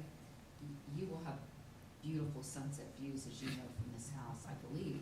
I think you've got a west look, and probably even a really great vista because of the prominence of this. I mean, I would be in favor of seeing something very contemporary on the back and very opened up and very different from this sort of two-tower system that you're trying to create there.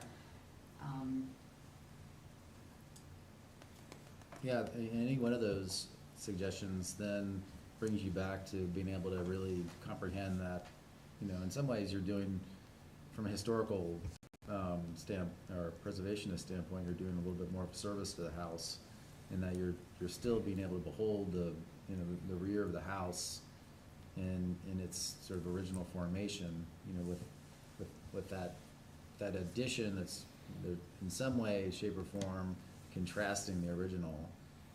You're still able to behold that and understand where that house is coming from, and very clearly see the addition that you've just put on.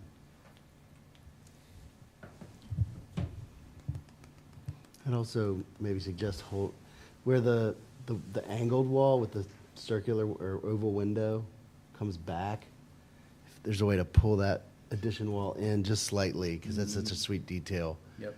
That'd be nice too. Sorry, and which specifically is the I mean, I know the window you're talking about. What's the sweet detail? This line right here. Mm-hmm. Push this wall that away just a little bit, so you let this corner show, that original corner. Mm-hmm. I'm not sure about, I mean, I would be love to know more about whether there's evidence if this is original or not, but I think for the long term of this house, I think I too would be in favor of demolition of that back to get a more successful rear plan, or Put another way, I'd rather see the preservation money on this project put into the porch and the windows and the roof, than trying to preserve the specifics of that rear roof line.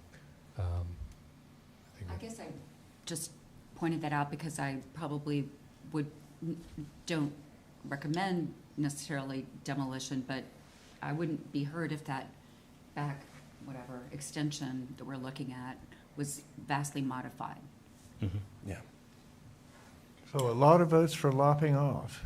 I need to see it. I agree with the windows too. I think there is a suggestion that we have a site visit. I mean, there was, in our pre-meeting, several of us thought we might. I'd love to have you out to the house. It's on Park Street. It's convenient. You all know where it is. And If we go and trespass. Full disclosure. So full disclosure, I mean, I live just down the street. We currently live on Park Street. You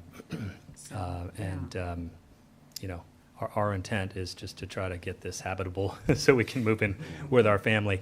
It's not really sort of designed for contemporary use, and it's in really poor condition. So I would be happy to have folks out, arrange you know, a time for everybody to come out, or you know, if need to break it up, happy to do that as well. Could Jeff arrange that for us? We'll figure it out. Just don't ask me to do it tomorrow, Friday. Okay, then I'll ask Molly. I think, yeah, so to be helpful with Jeff, I think there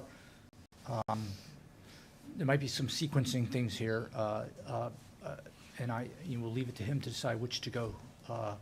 All of us, I think, have been involved in home projects, and you all have been to my house.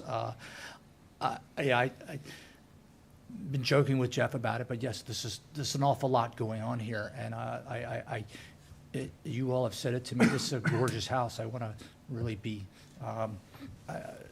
offer my assistance from my position, but also from my experience with working with something like this. So I think if he's got the roof and the change, if he wants to bring that back, and again, you're sequencing of that, the things that we can check the box and you can get folks going on that would be helpful.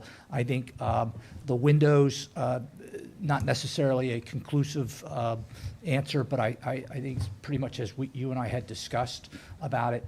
On the addition, what I'm hearing is that, and Sherry, you said the two-tower solution is very much it is kind of, once you say it, it is exactly what that is. So it's the, to me, it is maybe less about the part on the left than really how the part on the right fits into it.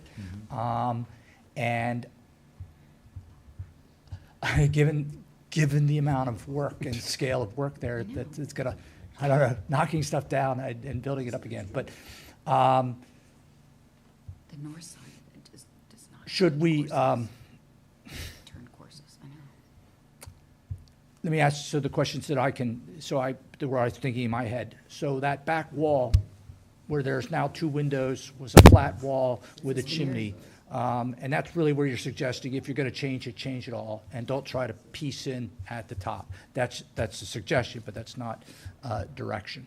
And for the addition on the right-hand side, to recess that into the corner, really distinguish it differently than shown in the rendering.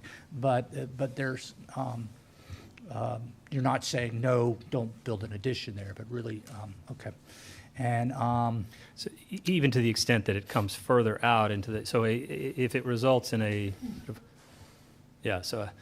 you're squeezing it on sides, but then it's coming out further into the back. Does that create any heartburn? And I said, if you've got any, when I talked to Jeff about the windows, the idea was a sash replacement with the frame, the tight frame that fits into the opening. It suggested this would be a stumbling point. but that maybe sequencing things such a way that the front facade is respected, or if the masonry openings aren't changed, are the windows mothballed for later Or things? first floor at least. Yeah, so but I realized At least. it's not in, Wraparound porch. Right, and the awesome window. but that's going to be the big decision that I think the big issue to have a discussion about. Again, you can't offer an opinion tonight, but if there is a preference that the front be maintained absolutely sacrosanct, something like that. Yes. I don't know. I'll leave that to you all, but Jeff, if you've got anything else, maybe you'll take a few, and I do encourage you all to go out. We'll talk about that.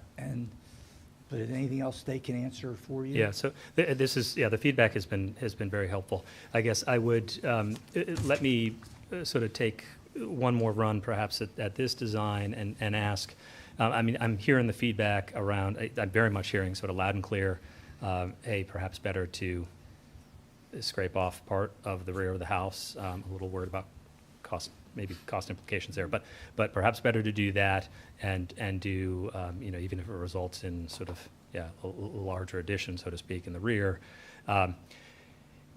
If for sort of cost and time reasons, we wanted to go this direction, is this something, do you find it as inherently flawed, incompatible with the guidelines such that could not vote for it, or perhaps with some fine tuning, would be acceptable? And the reason I ask that, just as context, I am a little, we spent sort of several months meeting with contractors and trying to figure out what to do here, and reading through the guidelines and trying to sort of conform with them, be thoughtful. I'm a little hesitant to sort of come back with a new design that really is much different and probably takes some time to pull together, but then also results in more comments. And so we find ourselves in a situation where we're even sort of several more months down the road of not being able to get in the house. So that's sort of the context in which I asked the question. So I'll maybe, if I may, just sort of put it back out there of, is this design inherently flawed? Maybe it's not perfect, but it is in the rear of the house. We are trying very hard to preserve sort of the front and the historic elements of the rest of the structure. I think it's fine. I think, personally, I think, I could approve the concept that you've put out there. Just some fine tuning agree, of the I could brick as or well. whatever. Me too. Yeah, I think we all do. I think part of it was we were just offering up the idea of putting a new addition on the back. Yeah. Just that would also fly. But I think this could fly, but I would still say that there has to be a step of differentiation. In addition, additional, so Yeah. right, I'm hearing that. We have not gone far enough in differentiating. Yeah, I think the basic strategy is there. I think the very, just as simple, if we would have what is the least you would need to do to this to make it acceptable for me, I think it would be just a little more variation in that cornice line with the addition. And I think it would be in keeping with our guidelines. Can I make one other comment? I forgot to make, is just the stair base feels very monumental to me and a little out of place. Even if it was, brick, there's something really solid and asymmetrical about it. Not that the asymmetry is a problem, but it just feels, I don't know, it doesn't feel quite right. Uh-huh. But I do feel like, there could be some really cool ways of resolving that between, whether it's like a terrace system with a stair running through it, or I think there's just a landscape, a pretty great potential landscape solution there. Yeah. Yeah, that's a good point. It's a real modern move. Yeah. In a house that has taken great pains not to do anything sort of modern or design. Well, it's interesting that the porch design, though, is contemporary. Yes. And you have a very contemporary railing in there, and Yeah, no, you're I right. don't know. It's the back of the house. That wouldn't be a game No. breaker for me at No. all. Yeah, I guess- I I guess appreciate my the thought comment. is like if you go modern, go modern, but, you know, Mhm. sort of Yeah. distinguish between the direction. Yeah, and I guess I would offer up the stairs were, we spent a lot of time sort of looking at the other elements, and with the stairs, we were trying to address the sort of multiple ingress, egress places on the porch. And so perhaps not the, that element, and it's helpful to sort of have it called out as maybe a little more modern. That element was perhaps not as, was not as much time spent on that piece. So thanks for the feedback there. That's helpful, very much so. When you do come back to us, one thing that would be very helpful for reviewing this is you don't need to show us the inside of the building, but it would be very helpful to see a plan, just to know, it would make it so much clearer as to where the additions are and how it's all working out, if that makes sense. So you can black out the entire interior, because that's not our purview if you Oh, want to. interesting. Okay. But yeah, just Just to know show the walls? Yeah, so we know what the Exterior footprint is and walls. where it's expanding and where it's not, because it, as you could tell at the beginning of this, we were all a little bit confused. Is it in there? Did I miss it? Thought one, yeah, but Carl, if you said you didn't see it, then it wasn't in there. Did anyone else see it? It's on the sandboard maps. You see everything. All right, yeah, we had discussed that, and I told Jeff there's always that complication of when you begin to show the interior of a space, but it does help, as you said, kind of see where things are. I can say this, going into the house, when you go into those back rooms, it's like you're not even in that house anymore. You go somewhere else. They so change. It's very odd. I even tried to see if I could get some answers from the census of what was going on. Not, like the house over on Hartman's Mill that, grew every 2 years when they had a kid.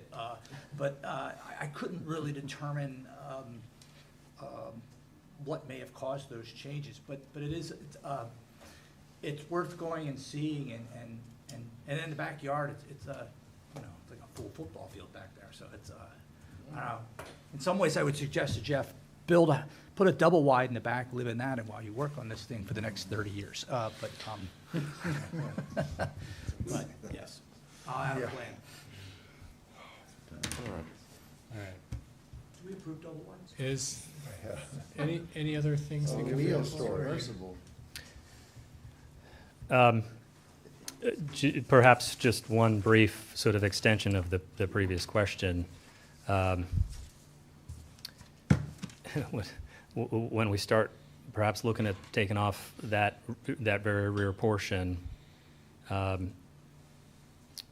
should we, or is it appropriate to look at the sort of the rear structure as a whole, sort of removing that? I don't know the construction implications, the cost implications of trying to keep the first portion of the rear of the house and then remove the second portion of the rear of the house. So should we instead, is it acceptable to look at both alternatives if we go down that path? I guess, and sort of what I'm thinking in my head here is that my contractor is going to tell me, okay, you've just actually made it sort of, keeping this small portion, it just makes it significantly more expensive than if you were to just remove the rear For of the those house. of you that were in favor or could imagine approving the demolition of the rear wing of the house, did you intend just the lowered portion or the entire portion? The entire wing? I was fine with the entire wing. Yeah. Okay. Well, and it sounds like that's what was the precedent that you were Yeah. citing on First Street? On First Street. Okay. A partial demolition. I mean, I think, I guess I'm trying to say I would be in favor of modifying at least Yeah. radically Okay. to fit your programming in the back. Okay. Thank you for that additional guidance. I mean, Yeah. I'm not insisting on it, I'm just Mhm. saying. No, I hear you. I hear you. Yeah, I can support that. And I don't know what's going to be practical from a construction standpoint. So that's why I asked. It seems like just that, I don't know, but building that second tower of all brick is expensive. I mean, it's a significant, like you're making a lot of effort to kind of do the, as I said, the Twin Tower look. And differentiating, as Roger and others have said, you know, maybe you do it in hardy plank, or, you know, have some other differentiation, but it just seems like a lot of effort to make it really look like the rest of the house, and I don't think that's necessarily required. I know. I hope it's just wonderful enough for the next 120 years. So rather than feeling tortured by the condition that you're working around. And we can meet two at a time without having an official meeting. So if applicants want to meet with us and show us a drawing or a suggestion, or like we said, meet on site or whatever, we can do that, short of you having to wait another month to get any sort of feedback from us. It doesn't always have to be in this context. Wonderful. I appreciate the offer. You know, Yep. if you do keep that wing, it could be a wonderful relic. I mean, you have a wonderful, you know, whenever it was built in the late 1800s, early 1900s, you still have a wonderful brick wall that you could penetrate any which way you want. You could open it up and do what you were doing in your design. You could do whatever you want to with it, and then you're not rebuilding it, so it might be cheaper. Just right? keep basically the exterior wall. You could do something really interesting there, where, you know, instead of building back just a generic, you know, frame, in some ways it'd be a shame to get rid of that old fabric, because there's so much just materiality to it, you know, like it could be make for a more interesting room back there, whatever that room's going to be, on both levels. Okay, but we're not going. We're not. Okay, yeah. No, I'm not disputing anybody else. I'm starting to get mixed signals. No, I'm just kidding. No, I'm not intending to. I'm just, again, we're in the vein of providing you. Got it. Ideas. So yeah, and so what I'm hearing is, what I'm gathering is a fair bit of flexibility back here. Just the preference is to move away from the. We were perhaps hitting a little too close to the original structure with our design. Okay, thank you. Okay, thank you. All right. Jeff, thank you, and I'll. We have a few other staff items. Just wanted to share a couple things.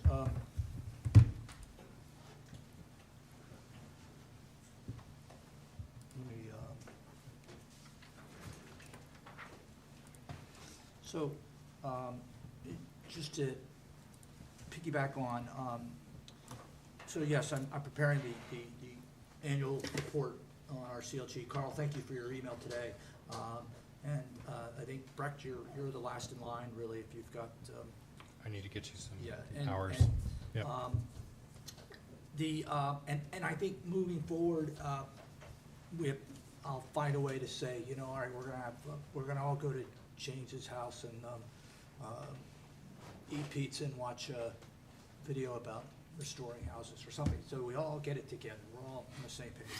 But just to express, you know, what Jenny said earlier about the CLG, the Certified Local Government Status that we have, that the city has, historic preservation plan, an ordinance, a Board of Architectural Review, local historic designations. We have those things. You all, as the BAR, with an hour of training a year is a piece of that. What that allows for us, and this is a chart that you know, I've shared in City Hall, is that in the last, you know, since 2015, 2016, when they did the North Belmont survey, and then of course the later on the National Register, but you can see the series of projects we've done. 250, I think it's 12 projects, $250,000 worth of historic surveys, historic designations, and of that, I leveraged 150. Mary Joy and I, 155,000 of city funds for almost $100,000 in state and federal grant funds. So it is something that benefits us. And moving forward, we have Molly and I have been working some ideas of what to do for this coming up grant cycle. Currently, we are using this to leverage funds for the work on the downtown mall that we're doing. So, so just to kind of illustrate it's not just I check some boxes. I mean, we do have some criteria we have to meet, and the city does benefit from that. The other thing, I just, again, making, the mall committee, I think, will be meeting soon. I know Breck will be representing the BAR. You'll hear more about that as it's advertised. We'll be meeting, James and I are going to meet with Beth Meyer on, I think, February 2nd, to sort of get a good, get her sense on the history. And the other thing that I had in here about the cafe space, it's something I've been meaning to bring to you, but it's really just clarifying when people ask me about catenary lights, what I tell them. But I feel like, yeah, if time allows, obviously tonight is not time allows. I didn't think it would, but I'm gonna at some point bring that to you all. Thank you for your time. Thank you for your patience. That's all I have, unless you all have any questions for me. All right. Oh, I know. Guess so. We can. Didn't we just do it? I don't know how we've done it both ways. We've done it sometimes at the beginning of the year, and sometimes we haven't done it, unless it is changing. But sure.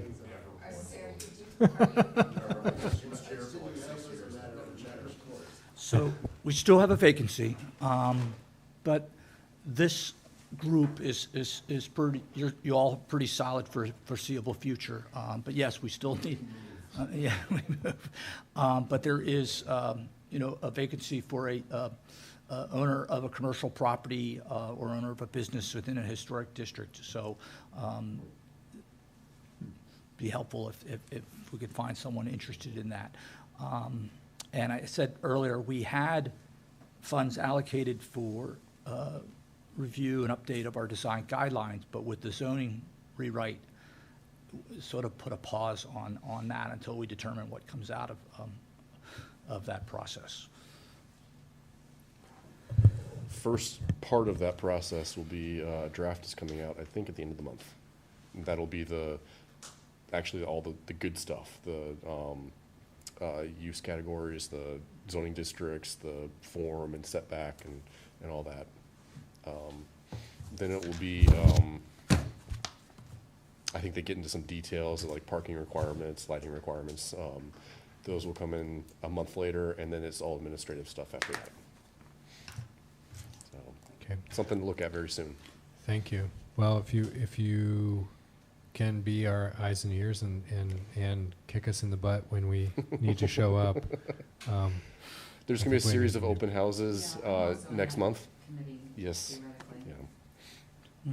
One thing I've been asked to do is to redline the Conservation District and ADC District ordinance, and just anything that I think, just to offer suggestions to the consultant, because that's not really the primary focus of their work. And so want to get that front and center. And I mean, even to the point of, in the past, we've talked about adding a member that's a licensed contractor, things like that. So anything you would suggest?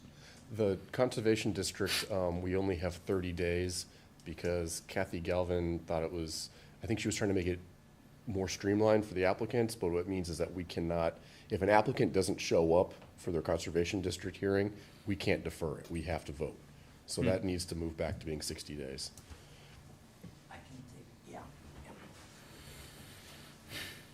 Things I have been predicting a lot coming out of Woolen Mills and Martha Jeff, and it hasn't materialized. But my guess is where we're going to see things is the Venable neighborhood and that whole area of Rugby, University Circle. I think changes like the Wirtland project, and particularly what we're going to start to see on JPA, and the Planning Commission will next month get their first look at 2005 JPA.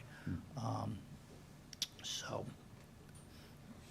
I have a very busy next couple of weeks, so let's hope for a very quiet February BAR. I could use it. But again, thank you all. That's all I had, unless you had any questions for me. Thank you. Do I hear a motion to adjourn? So moved. Second. Any opposed? Thank you. That was a big snore. It's just a.